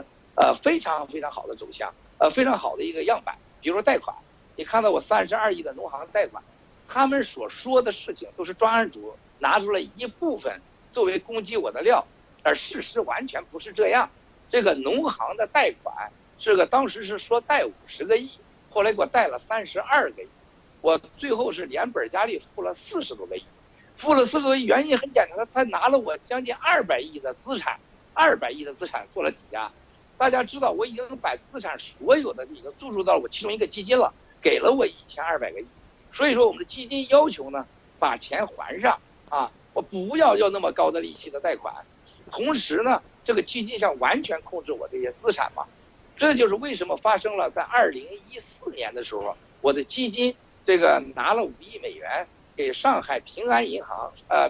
上海支行这个做外汇外保内贷，然后把这个农行的钱给还了，根本也不存在所谓炒作的啊，这个被审计署查出然后又这个我马上还了给摆平。审计署是2011年查的，你说我还款是2013到2014，怎么可能查出摆平呢？谁能摆平审计署？我们从来没有一个审计署找过我们。我们还钱是因为把资产更好的转入到了香港的基金，还有一个我们日本的基金，这个钱也是基金还的，说这完全不是事实。通过这一点上，你可以看出来，我们基本上没有银行贷款。我们的银行贷款所有牵扯的140家，包括施工企业，都是因为方正证券这个买股票和融资的贷款，也就是李友当时和他的另外一个女情人叫陈华，大家看我公告的这个李友的判决书中说到的，就是当时李友第一次逃跑，窝藏李友的就是上海银行北京分行的行长，就是陈华这个女的，也是他其中一个女友。这个陈华呢，就是给我们贷款，在上海贷款45亿这个人，就是我拿资产做抵押，贷了我45个亿，后来买了方正的股票，后来李友拒绝我还款，我大概9次要还上海银行款，上海银行拒绝。上海当时的行长叫范一飞行长啊，范一飞行长很有背景啊，现在已经到了人民银行的副行长了。他跟这个陈华女士关系也非常好啊，非常好，非常好。他们拒绝还款，拒绝还款。本来我跟李友闹僵了，我想把钱给他还上，因为李友是不让还，上海不让还，是他俩打了一个真正的一个乒乓球似的对我的一个经济贷款阴谋。他们想把我的股票给拿回去，因为当时股票已经涨到17了吧，我买来才6块钱嘛。那么这个时候他不愿意还，垄断我，所以他拒绝我还款，或者这笔钱转到了东亚信托，东亚信托现在又转给了湖北武汉东亚信托，已经起诉我们了。当时拒绝还款的，利息是10几的利息，其中45亿的10个亿就捐给了北大。这个北大要建什么验学堂，王仁科校长、朱山路书记啊，建3个项目，大家知道这3个项目也都没建，这10个亿现在北大赖着也不还啊，这个是非常这个有意思的。所以说我这些所有的贷款呢，事实上就是北大方正股票闹的。现在是我大概成本180个亿，那么北方正的股票价值现在大概140亿左右，我赔了几十个亿。就是我方正股票今年8月份就是完全是市场流通了，我流通以后呢，我就把这个股票就卖掉，就完全可以还掉这个贷款，或者差个几十个亿，那么就可以把我所有的资产释放出来。那么我剩下的也700亿资产也好，500亿资产也好，1000亿资产就完全是干干净净的。我相信这样的负债的企业，没有国家银行贷款的和这样的这个资产的这个贷款率的，中国没有几个。这是我对您这个秦先生的回答，希望您能满意。好，谢谢郭先生。那我在想啊，您用老百姓通俗的话说叫不差钱了哈，银行贷款也比较少，然后负债率很低，那是一个很不错的一个经营的状况。那我们知道说，您在开发北京一个项目的时候，当时有一段时间可能资金会比较紧缺，引入了保利地产入股合作，然后后来保利呢因为某些原因又退出了。那在那个时候是不是有一段阶段说你们也面临这个资金短缺的问题？为什么后来突然一下子是不是房地产市场好，你们资金回笼了，又可以度过那个难关，实现了一个大的跨越？这一段可以讲，因为公众会有很多疑惑。您虽然说没有说像银行贷款或者官商勾结的问题，但是保利在中国作为一个很有背景的这样一个企业，然后在一些实际利益的那个争夺中呢，你又一次胜出，然后会不会说大家都觉得你很奇怪啊？每次都那么厉害，在所有的那种商业竞争中，每次都能赢得头名，然后会有很多猜测了。就是我想讲一下，你可以讲一下这个状况吗？谢谢。好，谢谢韦先生。哎呀，这个问题挺惊讶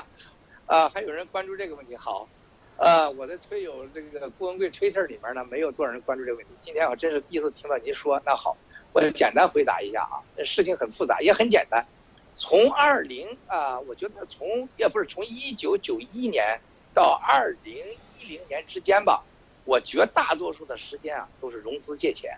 各种办法，民间高利贷最多50%借股款，50%。我在河南裕达用大楼做抵押，就我说那个累计，我们大概融资1200次，平均付出利息大概55%。那当然了，我们都滑了，不滑的话也没有这个今天，也不可能这样。你可见民营企业家在中国有多难。实际上，只要我愿意行贿，愿意金融和我勾结，那就可以了。中国最大的问题就是对私营企业、对市场不真的开放。这个金融完全是政府掐在手里面，这是私营企业发展的所有途径。我看到中国的私营企业家绝大多数的精力都在跟银行打交道，跟政府打交道，这才是真正的中国经济的悲剧。我不认为中国现在有什么领导真正意识到这个问题了啊，可能有他们其他考虑。那么同时你可以看到我的发展都是民营这个贷款太惨了。那么我的这个金泉盘古那个2块地，当然当时因为奥运会涨了钱，而且是这个大幅的涨钱，很多人都看着。正逢这个2002年到2003年的时候，保利地产没上市。你看保利地产那么厉害，它上市，它北京市内没有项目，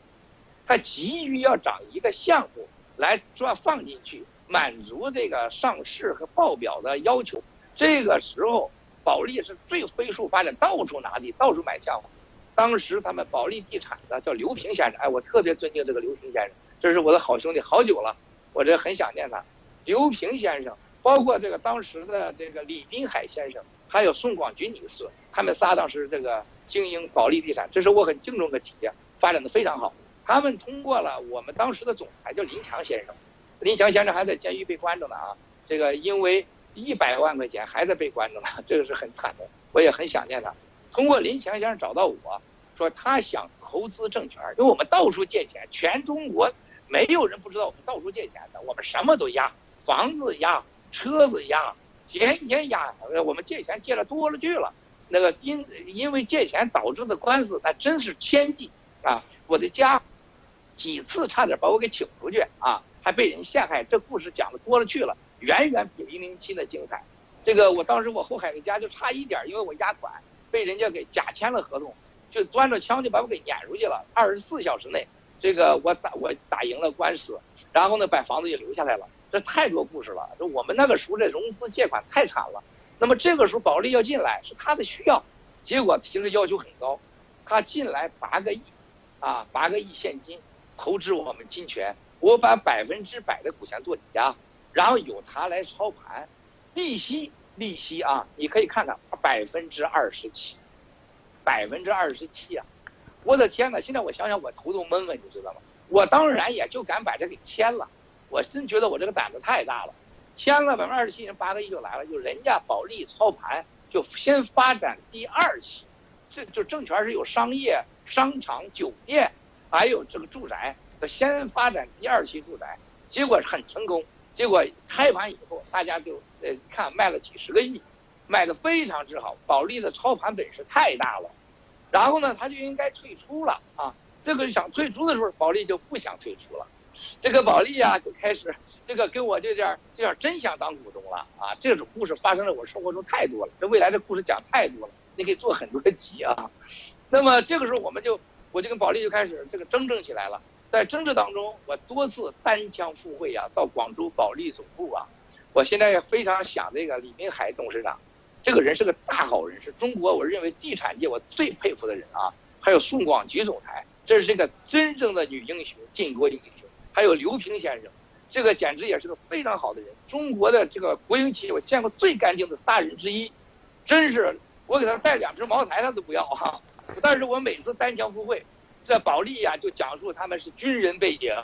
搞武器的。李滨海这个先生是3部的出来的，孙广菊也是军人，只有刘平先生不是军人，旁边都是军车，然后保利山庄，哎呦那鸿门宴摆的我呀。那每次呢就是我要有时间给你们讲讲这个，那天大的笑话，比007精彩多了。就是多人就是弄我一个人，但是我一次也没服我就坚决不妥协。最后呢，他们也使用了各种招这一点这3位不够意思，有点欺负文贵了。曾经就是在中信的账号擅自把我的钱他就给转走了。那这个我也开始跟他 PK， 我们当时就找了这个法院的人，法警带着枪带着法警拎着枪就把中信银行的一个行长给抓了。因为这个事儿，中信银行内部规定永远不给郭文贵盘古证券贷款，所以我又成了个恶名，就把钱给转回来了。然后呢，这又达成了新的协议，他们想继续留在这儿。我说你继续发展嘛，我继续给你这个利息。那么就坚持了一段时间，坚持一段时间，那保利还想，我确实当时还款都还不了，我说能不能拿股权抵一部分？那在抵的当中，我们又发生了冲突。这个时候，保利就把我给告了啊，把我告了以后，我们就开始打官司，要回股权。这个时候，这个发生的事儿多了，律师的介入，各种这个白手套的介入，啊，这个各种这个常委家族希望进入，都想分一杯羹。最后呢，在北京中财委，这个北京中财委是我见过全世界是最不要脸、最贪腐啊、最黑暗的。中国生意人签合同，千万要记住，不要中国走中财呀。我们这个案子给了中财私下里边的指定的律师、指定的人买的虫草，给的钱律师费达上亿之多呀。最后都3次判我们输啊。这个中财委就是最黑暗的地方，结果都判我们输。那最后一次的时候，我们赢了，实际上是我们输了。为什么呢？我们支付了保利27%的贷款，27%啊，这是很可怕的。保利当收到这27%贷款以后，人家刘平先生、还有李滨海先生、还有这个宋广金女士，非常的遵守合约的，自动离开。所以我们跟保利等于是双赢，他利用我们的项目上市啊，赚走了10几个亿的纯利润。同时呢，这个板块也让他们操作了一下市场，很好的利用了资源。我也利用这27%，几乎是世界上前所未有的10几个亿的利息现金，来成就了我证券项目。这也是文贵能走到今天的一个独特优势啊，独特优势。大家未来要写这一段的时候，那真是中国民营市场私人发展的当中一个非常好的样板。就中国经济面最大的问题就是银行贷款掐死你，第二个政府各种执照审批掐死你。当然了，我们证券广场这个最后是卖了这个上百个亿的这种物业融资发展规划，交各种土地税费、经营税费，那是几十个亿嘛，那是肯定的，要不然就把我抓起来了。这个刘志华查我，还是这回专案组查我，第一个就是有没有偷税漏税，有没有嫖娼啊，这是第一点。所以说当时也确实没有这个偷税漏税，确实没嫖娼，这没嫖娼那就是强奸员工嘛，没有偷税漏税那就行贿吧，反正没罪给你倒罪嘛。那么因为什么？我想偷税那我也偷不了，为什么？那人家是保利经营的，这是很关键。第二个，他们这些专案组根本常识都没有，盘古证券装到基金的时候，那基金查比你专案组经营的多了。专案组谁懂金融啊？谁懂税收啊？都拿着枪拿着人家乱说，什么都不懂。他们的问话都成了我们员工的笑话了，完全不懂经济，也不懂经营。人家这些国际上的真正的会计师、律师，人家没毛钱给省得很干净。我偷税漏税，他会让我把资产放到他们的基金里边吗？那是不可能的。所以说，所有的贷款、高利息和保利的事情，我到今天可以这么说，文贵没有偷税漏税，绝对模范企业。第二，我终生感谢保利、李滨海先生、刘平先生、宋广菊女士，绝对是锤炼了文贵，也绝对是我的好朋友，也帮了文贵。当然了，经济上我不欠他们的啊，这个感情上我是这个真正的是这几个是好人，最干净的人，这也是我敬佩的人。另外一个角度，我对这个国家的贡献，那是在税上经营很多的。当然了，当时这个证券开发里边，我们给社会带来财富那是几百个亿的。同时，我们一直现在也是1000多个员工是上班的，河南裕达也上千个员工，我们几千个员工。但是在我企业里边，这个离开的任职的加一起吧，7万人，就在我企业任职超过7万人吧，所以说我们将近养活了现在是几千个员工、几千个家庭，曾经有7万人受文贵这个经营给他们带来了一个改变，或者说给他们带来了一个机会。所以我们国家给了我什么呢？没给我土地，没给我贷款，我拿的是税收，我交的是税费，然后给社会带来了中国最牛的唯一的一个敢以讲中国建筑语言、东方文化语言的这个建筑，龙的建筑龙盘古，凤金泉以凤凰文化为展示的综合板块金泉，河南裕达佛手这样的一个世界级的建筑，都是阳刚的。我们用的是佛手，不是用的脏手；我们用的是龙，我们用的不是虫；我们用的是凤凰，我们不是用的鸟。所以说，我文贵所有的这个创造的财富，我死了，我带不到坟墓里边啊。佛手我能带走吗？盘古龙盘我能带走吗？这个金钱带走吗？结果好吗？这个胡淑丽女士对我一次次的这个造谣，当时说我是叫政权也犯法了。我这个政权起这个名字的时候，就在一个茶馆，大屯的茶馆。当时我这个总经理叫刘宝增，拿着纸来给我签合同，就叫我签这个文件，这申请执照。我说叫什么名啊？取了一堆的名，又什么黑太阳啊，什么黑蜘蛛啊，还有什么这个蓝太阳啊，哎呀，太滑稽了。我说我这个应该叫泉水，这个泉呢，因为当时算命的时候我命中缺水，然后呢就说要带个泉，然后是什么黑泉呐，什么趵突泉呐，什么这泉那泉，后来就那就是金泉吧，我们当时写了金泉，就金泉有人叫，这是我们的广场项目叫金泉，或者说就写什么，在现场说叫正泉，正泉我们写的是是这个正反的正，结果字画一数呢数一不好，我起什么名字都搞字画吃了一个。风水先生你起名说，那你要加上这个文字边很好，就这么起了个正泉，成了我郭文贵的大罪了。哇塞，你这个郭文贵敢叫政权，你说哪有一个国家老百姓竟然叫个政权都有罪呀？这不是悲哀吗？国营企业被叫政权，你叫什么权也没事，我们私营企业叫个政权也是罪。说这个胡淑丽女士找不着我罪了，这个造谣造到如此之可怕，我真的是，所以说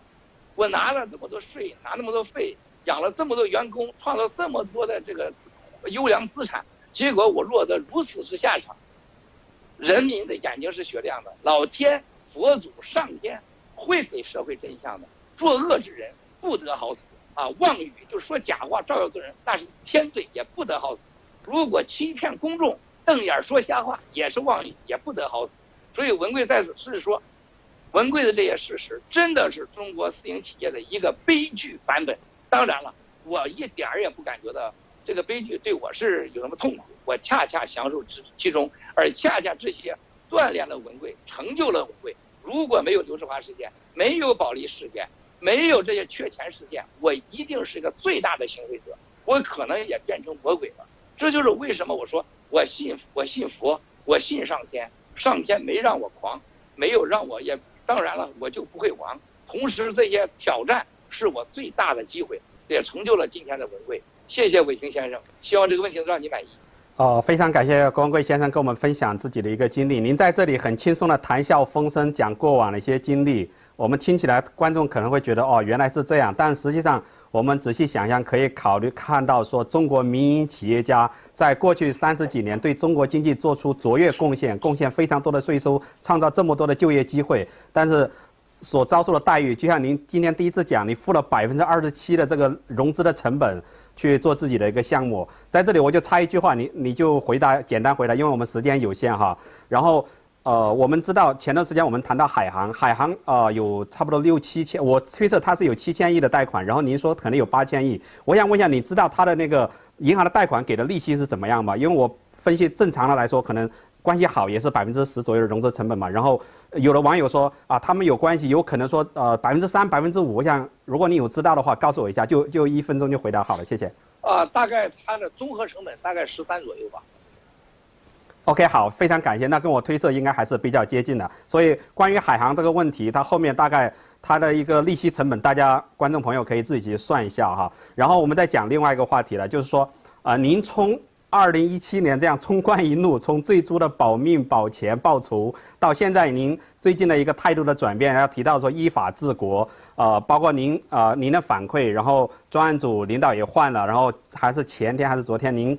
讲到说你的2个兄弟哥哥，然后也出来了，就是回归社会，就是暂时获得自由了。我在想，应该是一个积极的转变。您怎么样看待说依法治国？未来会朝哪个方向去走？你对这个国家有怎么样的一个期望？包括您自己现在这样一个所谓的困局也好，或者是说这个大局也好，你下一步会有什么考虑，或者说认为它往哪个方向去走，也跟我们分享一下，坦诚一点谢谢。这个谢谢伟先生，谢谢。很简单，这个可能是您对我这个当时这个明镜火拍第一次的这个和第二次的整个这个直播呢，可能还没有深刻的理解。我希望有天你好好看一看。我实际上第一次啊，我说的保民保钱报仇啊，这个大家呢，这个第一次接着看到我的采访的时候，我这说基本的要求，实际上大家任何有智慧的人都可以看得出来，我保命保钱报仇就一定不去做那个直播采访啊，那是肯定的。这是一个战术吧啊，这是要为了达到我的战略目标的一个战术，这是基本要求啊。这个如果说当时特别第一集播完以后，北京方面给我的要求，这个我只要是说不再爆料，那我的保民保钱报仇马上就可以实现，那马上的，包括家人的释放都没有问题的啊，资产的解决也都是没有问题的啊，依法解决没有问题。那么为什么还有第二集呢？那就很简单，我的诉求不是那么简单的，我是要对这些盗国贼们，还有这些这个腐败分子的，包括因为我受牵连的这些人呢，像马建副部长，我看到他的视频，我是伤心欲绝。包括这个对人家我的朋友张悦先生那种造谣生非，完全是胡说八道的。我要对我这些朋友和这个事实要负责。同时，更重要的事情，我深刻意识到，我的事解决以后，就真的是不会有人对我怎么样。我的企业在中国再这样下去，一样会再次发生这样的事情，而中国所有的私营企业家也会发生这样的事情。而且我也跟你们说了，我不缺钱了，我对经济上没有任何追求了。而且我在我这个事情发生当中，我认为它最核心的价值，就可以让我找回我8弟当年死的这一个公平一个说法。这件事情是我准备了28年了，我不会放弃的，这是其中之一。第二个就是我的企业遭受这种员工受到了虐待，受到了这种几年的这种非法的关押，还有我的家人受到这种凌辱，我是一定要寻找个说法的。这个说法不是你把专案组这个江良栋和北京刑警总这几个人给抓起来，和大连公安局下面有几个坏蛋给抓起来能解决的，包括傅振华给抓起来，那不是那能解决，那傅振华太坏了，害了太多人了，这不是那么简单的。那你只能是什么？推动依法治国，而且很多人说想推翻共产党，推翻政府，这不现实，我也不这么想。我认为这是简直是真是螳臂挡车了，那是没必要的。说我反贪官，反以贪反贪，推动依法治国，反对以黑治国，以警治国，这个我认为是没问题的。我相信啊，习主席为核心的中国政府党中央，不存在什么郭文贵的问题，没有什么这死局。我没有挑战国家，没挑战政府，我做的事情恰恰他如果说的话都是真的话，都是他所需要的，对他对这个国家对这个社会都是有利的。我想就是以我的家人、员工和我的发展和精力，用这个事实推动我所追求的目标，实现依法治国。我没有想象那么远，我也不会去傻到做不可能的事情。我们经历那么多年，做任何事情都是做自己想做又能做的事儿，这是我桌子上的一句话：享受今天已经拥有的，在追求明天想要的。我很享受和感恩我拥有的，我在说追求明天想要的。我只做我自己想做我又能做的事儿。我想做就是推动依法治国，能做我认为我的事情能给我的家人、员工和死去的弟弟找回一个公平，能因为我的事件给国家依法治国带来一个积极推进。所以呢，我不认为这是死局，而且我认为所有的事情都会得到解决，坏人一定会受到惩罚。中国在19大如果能成功的召开，如果习主席意识到看到这些问题，他识别了坏人，他确实能依法以国家利益去处理的话，中国将走向一个新的时代。我的问题当然不是死局，而且不管发展如何，很多人不了解文贵的事情一定不会是死局。当然了，我的安全问题刚才未回答完的，我从不觉得安全问题。网友每天都关心我这样那样的问题，你们不了解文贵。文贵过去的发展经受的危险，黑社会几百个人围剿我香港的黑社会，到日本的黑社会要追杀我，台湾的黑社会和菲律宾黑社会曾经到美国来，在我的车上开过枪，我经历的多了去了啊！这事儿对我来讲，完全我思考都不思考。但是像昨天前天我去这个中央公园，这个美国政府的派了2个警车，带着大冲锋枪，那么大的枪跟着我，我就觉得很滑稽啊，没有意义。我不怕死啊，我都拥有到今天，发展到今天了。对这种事情，我的经历完全我是不在乎的。谢谢大家的关心，希望我刚才的回答能让你满意为止。非常感谢郭文贵先生，您的现在的影响力非常非常之大。我告诉您一个好消息，您现在是第3次接受媒体的一个公开的视频专访，现在在线观看人数是早就突破1万人，是创造一个新的记录。我们在这里也感谢所有的推友对郭文贵先生的关注和支持。为什么要说到支持呢？因为在网络上是有因为你的形象又比较好，然后呢，拥有巨大的一个财富，加上您的口才，加上你的经历、阅历，都是不可替代的。您拥有非常非常多的粉丝，然后会有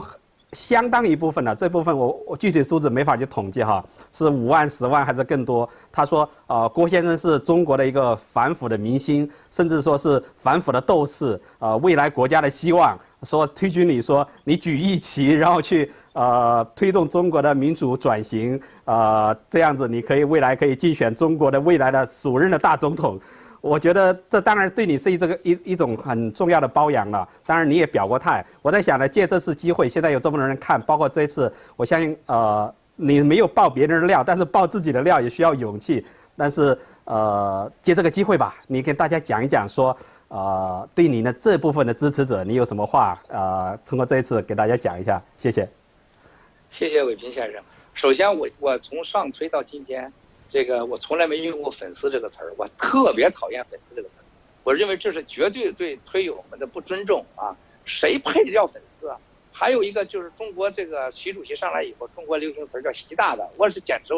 这是最高级黑，最让人接受不了的，怎么可能叫习大大？人只有一个爹，你怎么能找别人叫爹去呢？这个简直是个悲剧！中国的宣传部还到处讲，任何人叫习大大的都应该被抨击，你连爹都不要了，你还能要谁呀？这是可怕。还有一个叫什么全民老公、全国老公，哎呦，我这简直是对人的侮辱！你是谁的老公啊？人家的老婆孩子凭啥叫你老公？这是一个国家的悲哀，这是个民族的悲哀。在哪个国家能容忍你去叫人老公去，而且自己享受？这享受其中，这不是找死吗？这种人这是给他本人的造孽呀，这是很不好的。包括你刚才说推友关注你是看得起你，什么叫粉丝呢？这词儿不可以的。这个所有的这个推友对我的这个关心和关注，我是真心感激的。这为什么我要在那说实话？未来我做的事还多着呢，绝对是超出你们想象的。文贵不是简单的爆料，爆料是手段，这不是我的目的啊。未来很多事情，这是我都说了，推动依法治国那几条。那么反过来，我刚才说了，你说可能让我选总统吧，搞政治吧，现在是网红吧，我再告诉大家，文贵没有半点兴趣当网红。更是让我这辈子最恨的事情就是政治。就搞政治，我身边太多国家元首了，而且大家都知道，我那趴在那儿兄弟是国王啊，你当什么政治家？人家是合法的国王啊，一个国家是人家最有钱的，地底下冒油啊，而且几个国家的国王都是我的朋友，是我的晚辈，啊，人家几万亿美元，军队是人家的，这是送我礼物要送我747飞机啊，送我房子，送我个岛，我啥我没见过啊。你说你哪国？你像是不管是中国的习主席，你是普京总统，你能跟人家这些人比吗？你比不了，你还是国家元首，你还是要退休的。他们终生不退休，人是假的。就我见太多了，我告诉他们啊，他们也问过我，文贵，我让你来当国王，你会怎么想？我说我立马自杀，绝对不活。为什么呀？太不自由了，太不自由了。那他们很累的。你看我这个人，我从小到现在最幸福的事情。就我爹我娘给了我自由，13岁让我走向了社会，然后呢，我上无组织，下无领导啊，没人管我，我一个人吃饱不饿的啊。后来是我一家吃饱，全都不饿的。后来我全部员工吃饱，没有人给我负责。说我们中国私人企业家很惨的，没组织，没有任何人给你负责啊。但是呢，你不纳税就整你，然后呢，每天就活得一点没尊严。可郭文贵不是啊，我不向求任何人，我从来不在任何官面前低头。我没跟任何官员像哈巴狗一样过。更重要的事情，我看到这些政治家的可怜呐，我看到这些元首们，中国的领导人、常委都那么大岁数的出去出访，一天10几个会呀，喝了咖啡再喝咖啡呀，晚上喝安眠药啊，那生活那真的还不如到监狱里待着呢。我这一辈子也不会当政治家，也不会求任何官员的名称。几个国家要给我一个副总理，给我个什么部长，给我的身份多了去了。我不参加任何组织，也不会取任何旗，我只做我能做又愿意做的事儿，而且不受任何人制约。我的现在目标理想很简单，推动中国依法治国，就我认为我是能做我又愿意做的事儿，让中国现在不要以贪反弹，不要以黑反弹，不要以警示反弹，认为这样害人太多，这就是我简单的目的。我就觉得有理想不要理想化，这是我追求的目标啊。非常感谢郭先生你的这一番表态，我相信对你的关注者来说，他们都明了你的志向。我们当然也希望说您的事情顺利，然后您对中国进步，还有您所想象的说推动依法治国，做一些更多的积极的贡献。那这一次专访呢，因为是你分享自己的一个人生经历，关注的人也非常之多。然后我们也有消息显示呢，在北京。中央政治局委员甚至常委都有看这个节目。那因为您的事情现在影响是非常之大，我想呢借评论这个机会，您对中国的现在的最高领导人习近平先生讲几句心里话，我相信他可能会看到或者听到。谢谢。谢谢伟平先生，你这说太大了，这中央领导习主席，大家能看到吧？这个不敢说讲几句话，我只是。如果说中国的所有的政府的官员呢，任何朋友能看到的事情，我希望他们就是能看到真实的文贵，还有有关文贵真实的信息。我特别的这个在昨天和其中一个老领导通话时候，这个他马上就说文贵，你怎么在推上说你家人这个被放了，你威胁这个我们成功了？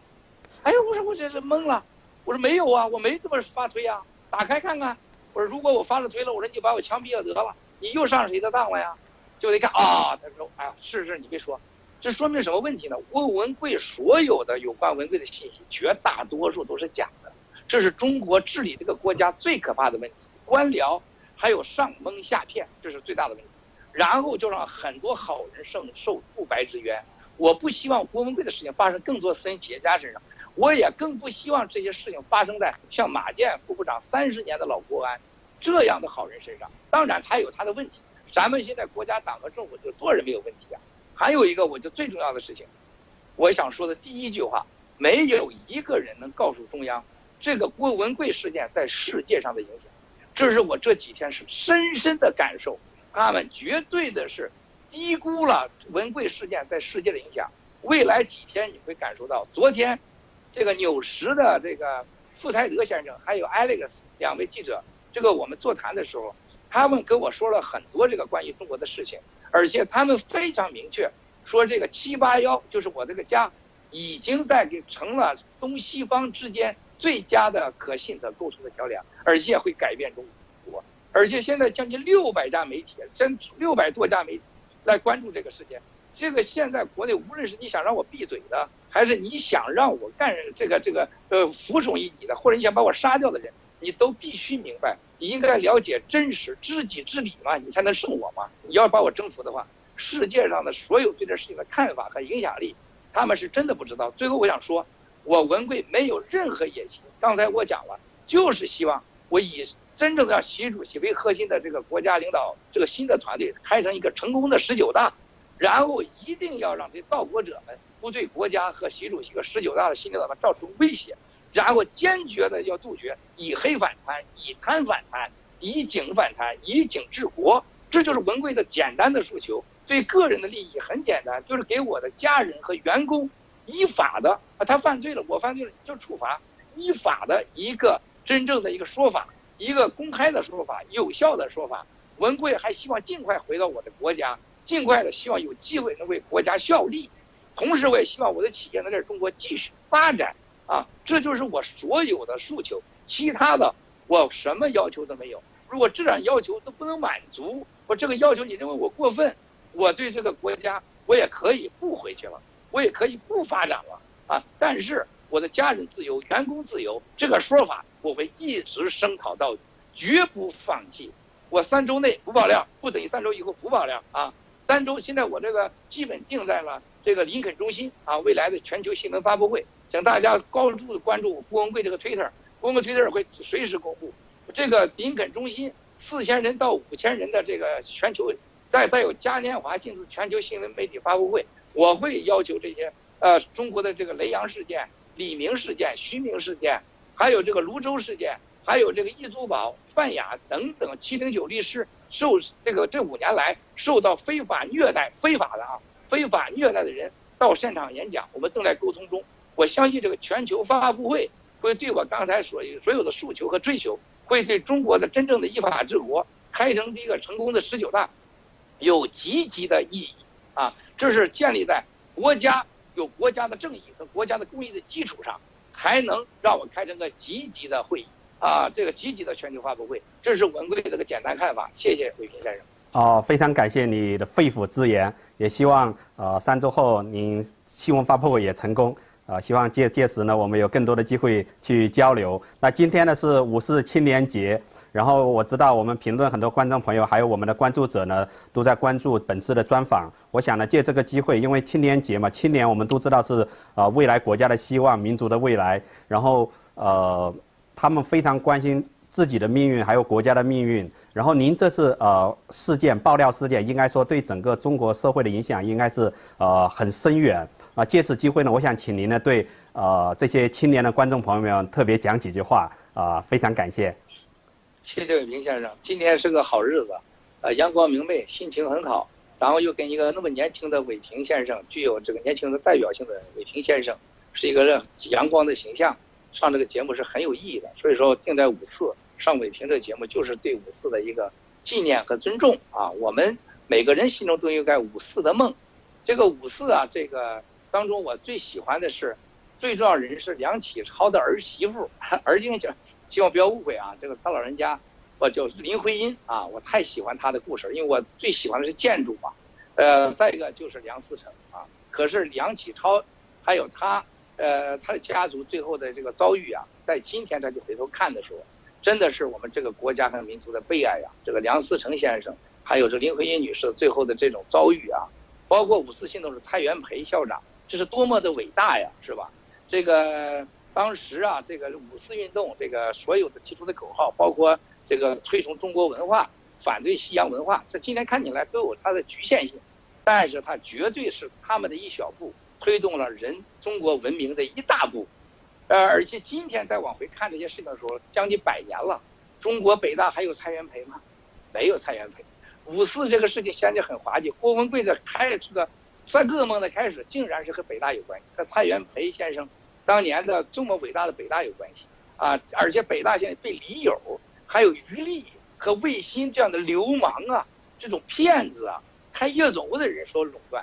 而且他们决定这些女学生、男学生谁进来。这简直成了一个官商腐败的一个最大典型，而且是在北大，而现在继续进行中，这是对54的一个极大的不尊重。还有一个我觉得非常的重要的，今天呢，蔡元培先生他在天之灵，他看到北大的教育方向，看到对北大的现在这个所有发生的事情，他会真的是不能瞑目的。包括梁启超先生，他要是能活过来，他会跟我们说什么呢？他会说郭文贵先生，你这个爆料不错啊，这个你和这个秦伟平先生，你们这个爆料，你们这个节目搞得很好，我深信不疑。梁思成和林徽因要是给我话说的话，他一定说文贵的建筑非常好，具有中国的特色啊，这个非常的有国际性，还有我们的民族性，是建筑的红派和白派的代表，这都是非常有意义的。那么从这里我想说呢，给所有的年轻人呢，我是文贵发自内心的说，一定要有理想，但不要理想化，要现实。万事要从1块钱1块钱挣起，而且中国是世界上未来10到15年啊最大的一个有机会的市场。中国这个国家就2个能力是无法和2个实力，一绝对的市场资源，就市场力量；第2个人口力量，人口红利。这2个力量是世界上最大的一个动力，也是年轻人的机会。在这2个里边，在2个能力里边，第一，不要被任何的邪恶力量所掠夺，不要受他们影响，不要被黑暗的力量所影响。你们一定要有信心，要有理想，同时啊，再说宗教的事情，同时要真心真意的要做一个让人家看得起的现代中国人，那就必须要有理想，必须要是扎实，要当头儿就是接地气儿啊！还有一个，你们是最好的时代。中国前所未有的机会，虽然有各种挑战，但对待年轻人来讲，这是个最伟大的时代，从来我觉得没想这么好过。而且我觉得习近平主席绝对会给年轻人一个巨大的机会，19大以后所以我希望所有的54的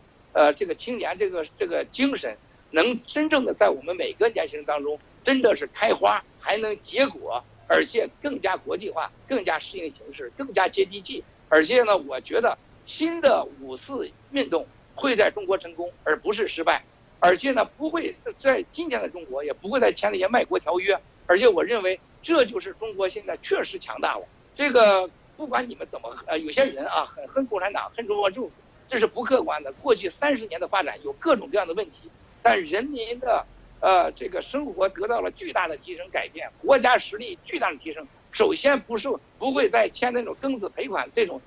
这个卖国协议了，这就是伟大。所以推翻政府、推翻共产党本人，我认为是疯狂的，也是做不到的，也是对国家不负责的，对年轻人更是不负责的。负责任是让这个国家往正确的方向改变，让这个政府往正确的方向改变，这才是让我们真正的以接地气儿的形式、现实的方式实现54精神最好的办法。青年们开始撸起袖子去干吧，去做吧，不要牢骚，最不要的就是牢骚和辱骂和侮辱，不要仅仅待在电脑前，行动起来，行动起来，接地气，再行动起来。只有行动才能让你实现理想，只有行动才能让你安全、健康、有实力，才能获得你的尊严，才能追求到你想要的。这就是我在54青年这个节日向大家所说的。文贵不能代表任何人，只代表自己。我的个人陋见，希望你们这个不要全盘接受啊。但是这是我个人的意见。谢谢伟平先生。非常感谢郭文贵先生对于54青年节的理解的阐释，然后还有对所有的观看本次专访的青年朋友，还有没有观看青年朋友的一个极大的一个鼓舞。然后希望说所有的青年朋友一起努力可以让我们中国可以未来变得更好。然后我相信我们确实可以有资格去拥有一个更加自由、更加有尊严、更加美好的未来。感谢郭文贵先生接受我们本期的专访，我们约定的2个小时的时间呢，应该刚好到了。感谢您，非常感谢，希望有机会我们可以下次可以面对面的做更多的交流。非常感谢，谢谢。谢谢伟平先生，谢谢所有郭文贵的推友们，谢谢所有的网友们。今天我本来准备是6个小时的，你才2小时，有点不过瘾。开玩笑啊，希望更多的上伟平先生的节目，咱们大家郭文贵推特上见。然后呢，有时间希望跟伟平先生再做新的节目。感谢所有人的关注。今天是一个好日子。54在我们心目中已经扎根，未来还有更多的54节我们会相见的。谢谢大家，谢谢。谢谢郭文贵先生，再见。再见。再见，谢谢。